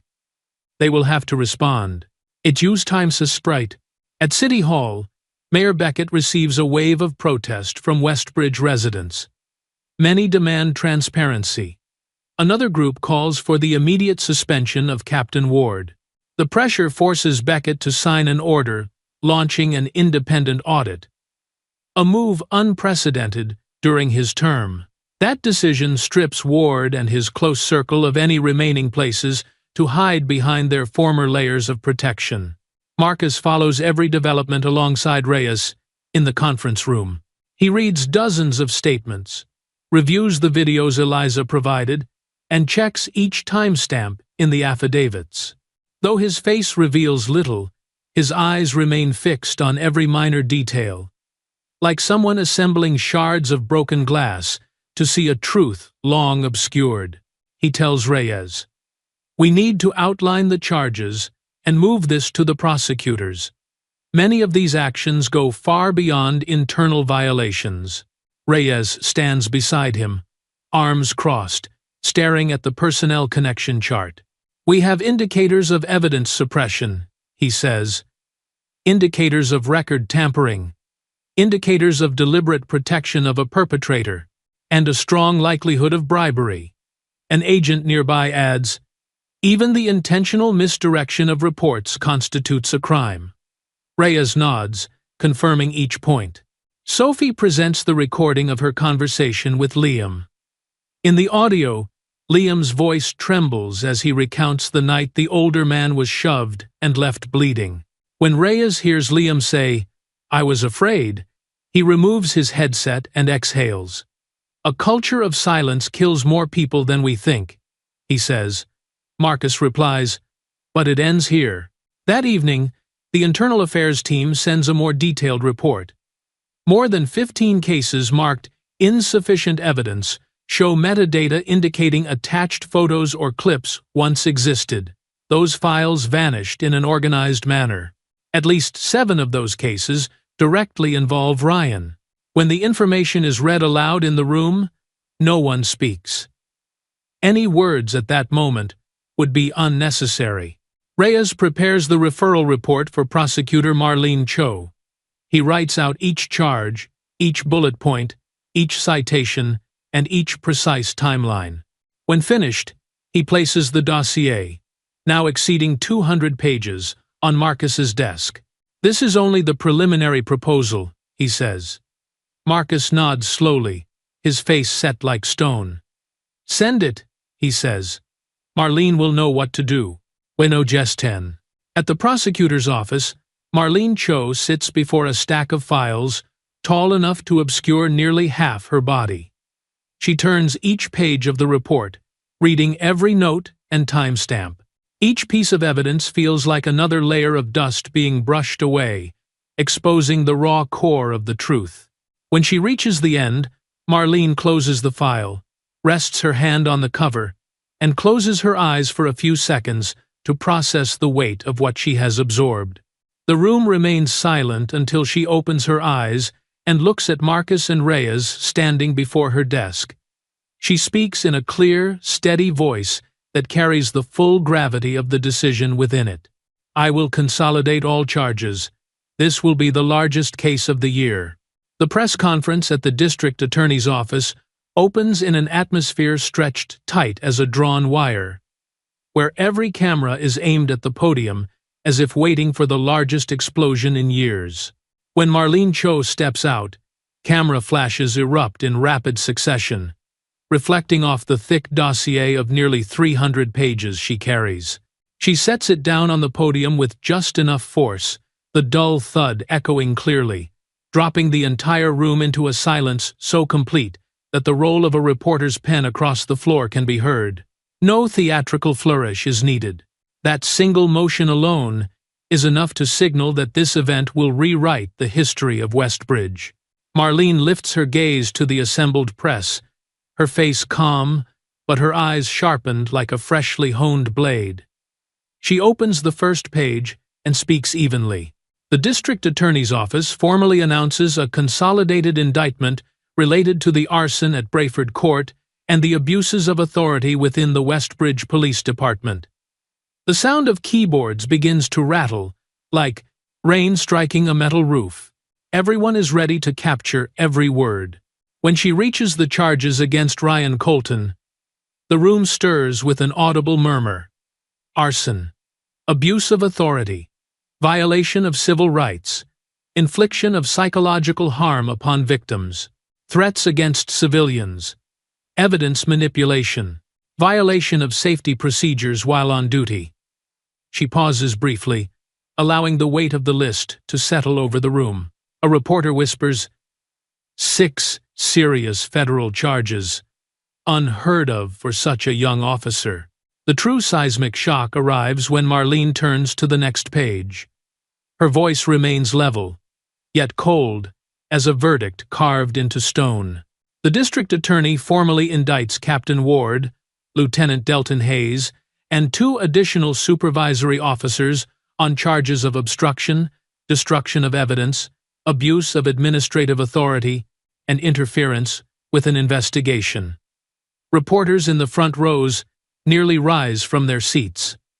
One lowers his glasses, needing to be certain he has heard correctly. Toward the back of the room, Sophie sits among the other journalists. She opens her laptop, her fingers moving as if racing a live broadcast. She looks up at the podium and realizes that Marlene is not merely announcing indictments. As he is opening a door, the city has waited decades to see unlocked the truth about the Westbridge Police Department. In that moment, Sophie knows her investigation has become an irrefutable piece of this case. Across social media, the press conference livestream spreads like a storm. Within 2 hours, the hashtag Justice for Brayford surges to the top statewide, only to be overtaken soon after by Clean Westbridge Police Department. Residents from multiple neighborhoods begin sharing their own experiences with local police. Eliza's videos are widely reshared, with one clip surpassing 500,000 views in a single afternoon. Outside the courthouse, citizens speak to reporters. A middle-aged woman looks straight into the camera. "We have known for a long time that something was wrong. Now no one can deny it anymore." A man beside her adds, "If it were not for that fire, we would probably still be forced into silence." Their words feel like the final layer of fog being blown away from a city that has lived under quiet for far too long. Inside the Westbridge Police Department, Ward emerges through the doors, his face ashen like cold ash. Cameras snap relentlessly, and the shouts from the crowd at the gate crash against the concrete walls like waves. Some people yell, "You knew everything. You covered for him." Ward lowers his head, his shoulders trembling slightly. He no longer resembles the confident chief of a police department, but rather a statue eroded by time and truth until it begins to collapse. At FBI headquarters, Reyes watches the live broadcast on a large screen. When the announcement confirms that Ward will face federal charges, he says quietly to Marcus, "It has begun." Marcus does not respond. He stands with his arms crossed, his gaze fixed on footage replaying Ryan being escorted under guard. There is no satisfaction in his eyes, only the cold clarity of someone who knows that justice does not begin when a man is arrested. Justice begins when the system that protected him falls apart. That afternoon, as Marlene leaves her office, a private call comes through to her phone. "We need Hale in court as a key witness," the voice of a prosecutorial aide says. Marlene nods, even though the caller cannot see her. "I will notify him immediately." When she calls Marcus, his voice is as calm as ever. "I will be there," he says. "Send the schedule." Inside the detention facility, Ryan sits in a holding room, his hands cuffed. The pale overhead light fails to hide the dark circles beneath his eyes. Weeks in custody have taken a visible toll, his hair matted, his skin sallow from sleeplessness. Each time a guard calls his name, he flinches as if jolted awake from a nightmare. When 2 federal officers open the door to escort him to the vehicle for his preliminary hearing, Ryan rises unsteadily, his legs nearly giving way. He looks around, eyes bloodshot and disoriented, searching for something to hold on to. There is nothing but cold concrete walls. He follows the officers, his gaze stripped of the aggression he carried on the night of the garage. What remains is a confused man, watching the world he once believed in collapse. Outside the facility yard, a cluster of reporters waits. As the vehicle carrying Ryan rolls forward, dozens of cameras rise. Someone shouts a question. "Ryan, do you have anything to say about the indictment?" The vehicle moves slowly through the gate. Ryan tilts his head toward the narrow window. Panic flashes in his eyes, mixed with anger crushed under its own weight. There is no one left to absorb his fury. No one left to shield him. The first day of trial opens beneath a pale gray sky, as if signaling a painful shedding that this small city has been waiting to endure. From early morning, the courthouse corridors are packed with people, residents of Brayford Court, individuals who once filed complaints only to see them dismissed, family members of past victims, and others who stand quietly at a distance, as though they simply want to witness the system they have feared for years finally answer for what it has done. The press sets up 3 full rows of cameras, forming a wall of constant light aimed at the courtroom doors, as if forcing every secret inside to stand exposed. When Ryan is escorted in, the courtroom seems to pause for several breaths. He looks visibly worn down, his cheekbones sunken, his hair disheveled, his eyes dark and bloodshot from countless sleepless nights. The steel handcuffs reflect the overhead lights into cold halos. Someone in the gallery whispers, "He does not look anything like he did that night in the yard." Ryan hears it. His eyelids twitch slightly. But the federal officers flanking him prevent any further reaction. Prosecutor Marlene Cho opens with a steady voice, compressed with weight that forces the room to sit upright. She recounts the full context of the case, then gently presses a button on the control panel. The large screen at the front lights up, replaying the footage from Marcus's home camera. When the gasoline spreads across the garage floor, several people hold their breath. When Ryan flicks the lighter, an elderly woman in the back row raises a hand to cover her mouth, while a man shakes his head, lips pressed tight. No one in the room can still call what they are watching an accident. Eliza is called next. She walks slowly, her hands trembling slightly, but when she reaches the witness stand, her eyes carry the firmness of someone who has waited far too long for this moment. She speaks of the times Ryan insulted her without cause, of the fear that made her check her doors every night, of the day she turned on her camera because she was afraid he would come back in retaliation. Wexler tries to interject. "Do you harbor personal resentment toward the defendant?" Eliza does not blink. On the porter, "If protecting myself counts as resentment, then yes." The room falls silent. Liam Hart follows. He approaches the stand with more hesitation than Eliza. Yet his voice is unexpectedly steady once he begins. He describes the incident in which an elderly man was shoved into the street, and describes the blood spreading beneath the patrol lights that night. When Wexler asks, "Were you coerced or manipulated into testifying?" Liam looks straight at him, unflinching. "No one forced me. I am speaking because I witnessed it." In the gallery, heads nod, and someone gently squeezes the hand of the person beside them as if releasing a long-held weight. When Captain Ward takes the stand, the atmosphere in the courtroom shifts sharply. He approaches with his tie crooked to one side, his face pale as if drained of strength. When Marlene asks, "Did you lock 23 complaint reports against Ryan over the past 3 years?" Ward wets his lips, his voice hoarse. "I do not remember." Marlene tilts her head slightly. "You do not remember issuing a lock order that lasted 3 years?" Ward glances toward his attorney, but receives only a helpless shake of the head. Marlene lowers her voice by exactly 1 level, just enough for the courtroom to hear. "Does failure to answer constitute agreement?" A ripple of murmured reaction spreads through the room. Yet the deepest silence of the trial arrives when Marcus is called to the stand. He walks forward calmly, shoulders squared, his face revealing neither anger nor satisfaction. When the judge asks him to recount the events of that night, Marcus describes each detail in a low, restrained, and precise voice. He does not embellish. He does not add unnecessary emotion, but that very composure makes his testimony sharper than anything Marlene has presented. Each word lands like a stone placed exactly where it belongs in the wall of accusation.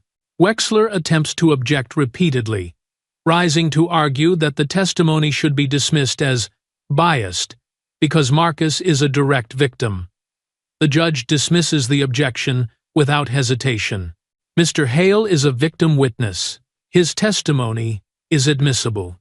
Wexler sinks back into his seat, frustration clearly etched on his face, while Ryan covers his mouth with both hands, unable to believe what is unfolding. At the end of that day's session, when Marlene finishes reading the full indictment, she turns to the jury with a firm voice. The truth is no longer ambiguous.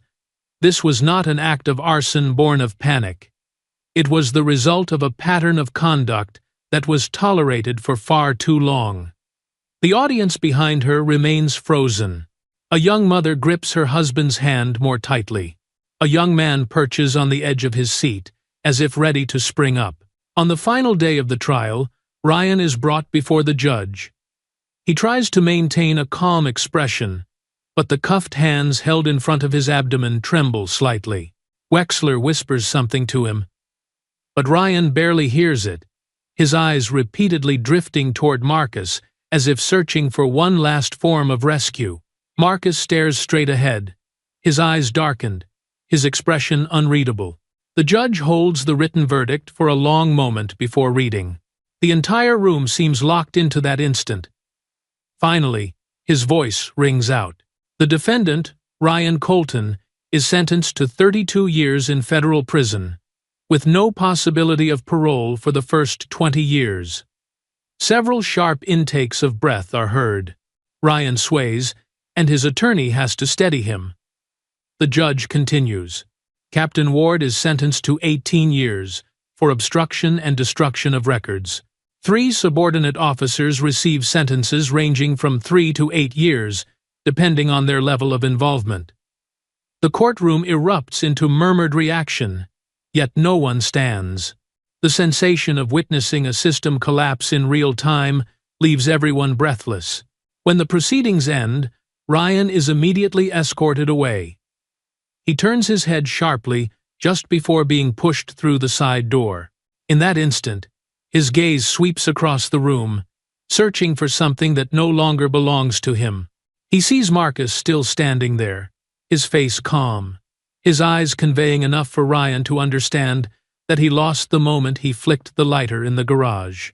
Outside the courthouse, the afternoon wind blows hard, carrying cheers, sobs, and overlapping voices into a single chaotic current. Marcus walks slowly down the courthouse steps, tilting his head slightly, as if letting the wind cool some of the weight inside him. He does not look for anyone, nor does he avoid anyone. He simply lets his feet carry him toward the final stone step. After the trial concludes, the crowd slowly disperses like a veil of mist torn apart by the late afternoon wind, leaving the wide plaza in front of the courthouse washed in pale end-of-day sunlight. Marcus walks down the white stone steps that still hold a trace of warmth, his eyes following the flow of people without searching for anyone in particular. Just as he is about to leave, a solitary figure standing apart near a large stone column causes his pace to slow. The woman wears a light gray shawl, her hands clasped tightly as if holding herself together. Helen stands there, her frame much smaller than the image Marcus carries from their school days long ago. She still has softly curled hair, now threaded with silver, and a face stretched by lines of fatigue that look etched into her skin. The wind lifts the edge of her shawl, exposing the tension at her neck, as though each gust reminds her of words that are hard to speak. When Marcus looks more closely, her eyes meet his, and for several seconds they both stop, as if reflecting on a past too distant to touch. She steps out from the shadow of the column, each step lacking firmness, yet her gaze does not waver. "Marcus," she says, her voice hoarse as if blocked by accumulated pain. "I am sorry." Those 3 words fall into the quiet courtyard, light in sound yet heavy as stone. Marcus does not respond immediately. He lets the silence give shape to their meaning, knowing this is not only an apology for an incident, but the words of a mother who has just watched her son taken away in handcuffs. "No one wanted things to end like this," Marcus says at last, his voice low and even, letting her feel that he is listening, not judging. Helen grips the strap of her bag, her eyes red from many nights without sleep. "I am sorry for what he did, and for what I failed to teach him," she says. "I never thought he would go this far. I saw him drifting off course, but I believed he would correct himself. I thought he just needed time." Marcus looks at her, and for the first time all day, his gaze softens. He knows her torment is real, because Helen has never been someone who avoids responsibility. "Helen," he replies, "I do not blame you. Ryan chose his own path. The system taught him that he would always be protected, and he leaned on that until he forgot where the boundaries were." Helen closes her eyes and exhales slowly, as if releasing a burden she has carried for years. "He was a good child once," she whispers. "He was gentle. He thought that if he became stronger, his mother would never be hurt again. But strength used the wrong way becomes this." End quote. A group of reporters passes nearby, and both of them step back slightly to avoid attention. Helen lifts a hand to smooth the hair by her ear, a small gesture revealing how unaccustomed she is to standing before someone who knew her in her youth, while she feels so exposed. "Things in my family were never simple," she says, her eyes trembling briefly as she refers to years of enduring a failed marriage. "He saw me being humiliated many times. Then he began to look at the world through his own angry eyes. I thought he was only protecting me by being harsher. At the time, I felt sorry for him." Marcus understands what she leaves unsaid. He has seen many fractured families, and he knows that children often carry distorted versions of love when no one corrects them in time. "There are things we cannot teach at the right moment," Marcus says, his gaze dropping to the stone steps where their shadows merge in the slanted light. "And there are times," he adds, "when adults are just as blind as children." Helen nods faintly, tears threatening to spill. She turns away for a brief moment to steady her breathing. But when she turns back, her voice is more broken. "I was afraid to look at you in the courtroom. But I also knew you were the only person I could say these things to without being looked down on." In Lebanon, the evening wind sweeps across the plaza, carrying away the scattered footsteps of people heading home, leaving a quiet that makes their words echo more strongly. Helen places a hand over her chest, as if keeping her heart from falling apart. "I know he was wrong," she says slowly. "I know he must pay the price, but I still apologize to you for what he did to you, to your home." A tear runs down her chin, but she does not wipe it away. The honesty in her eyes makes Marcus draw a deep breath to keep his response from becoming too emotional. "I have never seen you as responsible," Marcus says, his voice no longer as rigid as when he faced the defendant. "I know children who grow up amid fractures often choose ways of fighting darkness that no one can control." He pauses, then continues, "But Ryan is not only a victim of his family. He is a victim of a system that taught him how to stand on the wrong side of power." Helen looks at him for a long moment, as if rediscovering the old friend who once debated ethics with her in a philosophy classroom years ago. She nods gently, her gaze softening as someone who finally accepts memory as memory. "Thank you," she says. "Thank you for not looking at me as the mother of a monster." Marcus inclines his head slightly. "He did terrible things," he says, "but he was not born terrible." Helen lets out a faint, fragile laugh, thin as a thread. "Long ago," she says, "you once told me that no one slips into darkness simply because they want to. I thought you were too optimistic then." Marcus does not answer, but the lengthening shadows of the two of them in the fading sunlight make that statement feel more true than ever. Helen steps back, her hand tightening around her shawl, as if grasping a piece of memory to carry with her. "I should go," she says. "There are some things I need to discuss with my son's lawyer." She turns away, But before stepping down the stairs, she stops. Without looking back, her voice drifts lightly in the air. "Marcus, thank you for speaking with me. Perhaps it is the last thing I can still do for him." Her figure grows smaller as she descends the stone steps, each step seeming to extinguish another heavy fragment of the past she has carried for so many years. Marcus remains standing, not in a hurry to leave. The brief moment between them feels like a quiet beam of light within a story filled with violence and ruin, reminding him that people are not defined only by what they cause, but also by how they face the consequences. Marcus remains standing on the courthouse steps, where Helen's last footsteps have just faded away. The flow of people behind him has thinned, no longer thick with the tension that filled the air during the trial. The afternoon light tilts toward the color of old bronze, dim yet aching, as if the city itself needs time to breathe again after a violent rupture. Just as he is about to step down, the phone in his hand vibrates, the screen lighting up against the dusk. The sender's name appears clearly: Naomi Reed. Beneath her name is the familiar encrypted message that only members of Project Rise can open. North Haven. A police-related arson case. Encrypted files sent. We need you.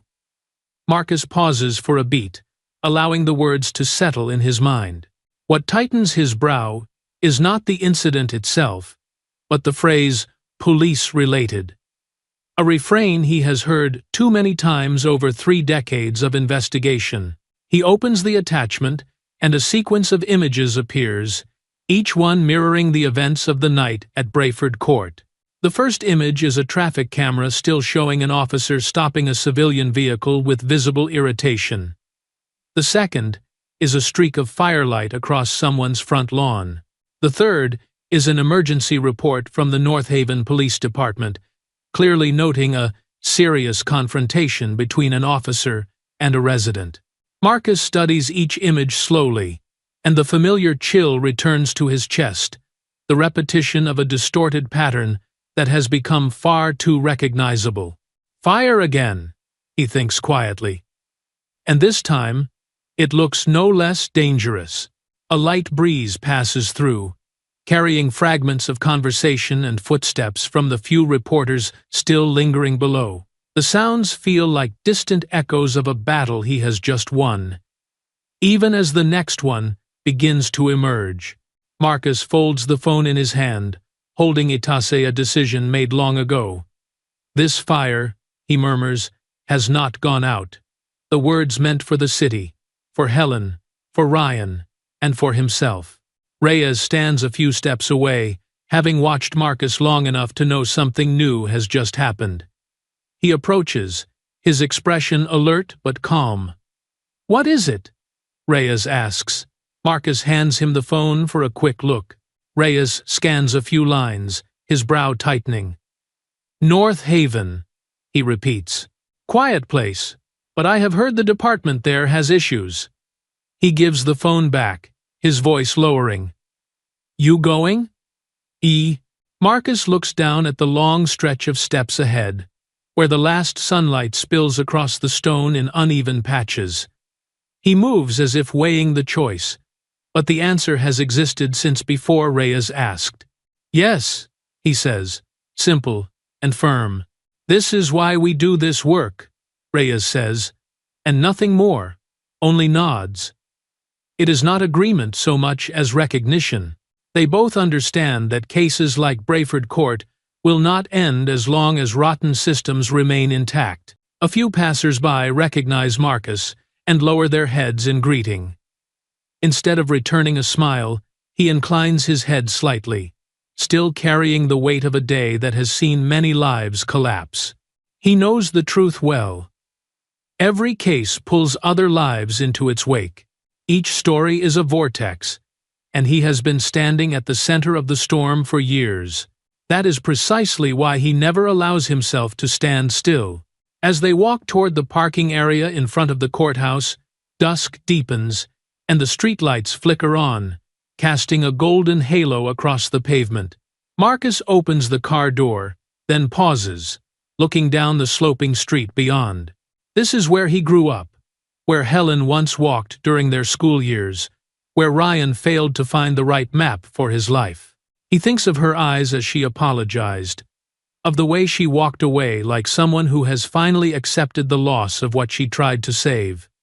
Somewhere in North Haven, there may be another mother, just like her. Reyes gets into the passenger seat first, while Marcus takes the driver's seat with unusual calm.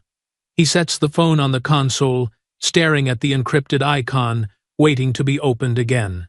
Naomi Reed never contacts him without reason. She sees in him not only an FBI director, but someone with a rare instinct for deviant cases, situations where authority mutates into violence.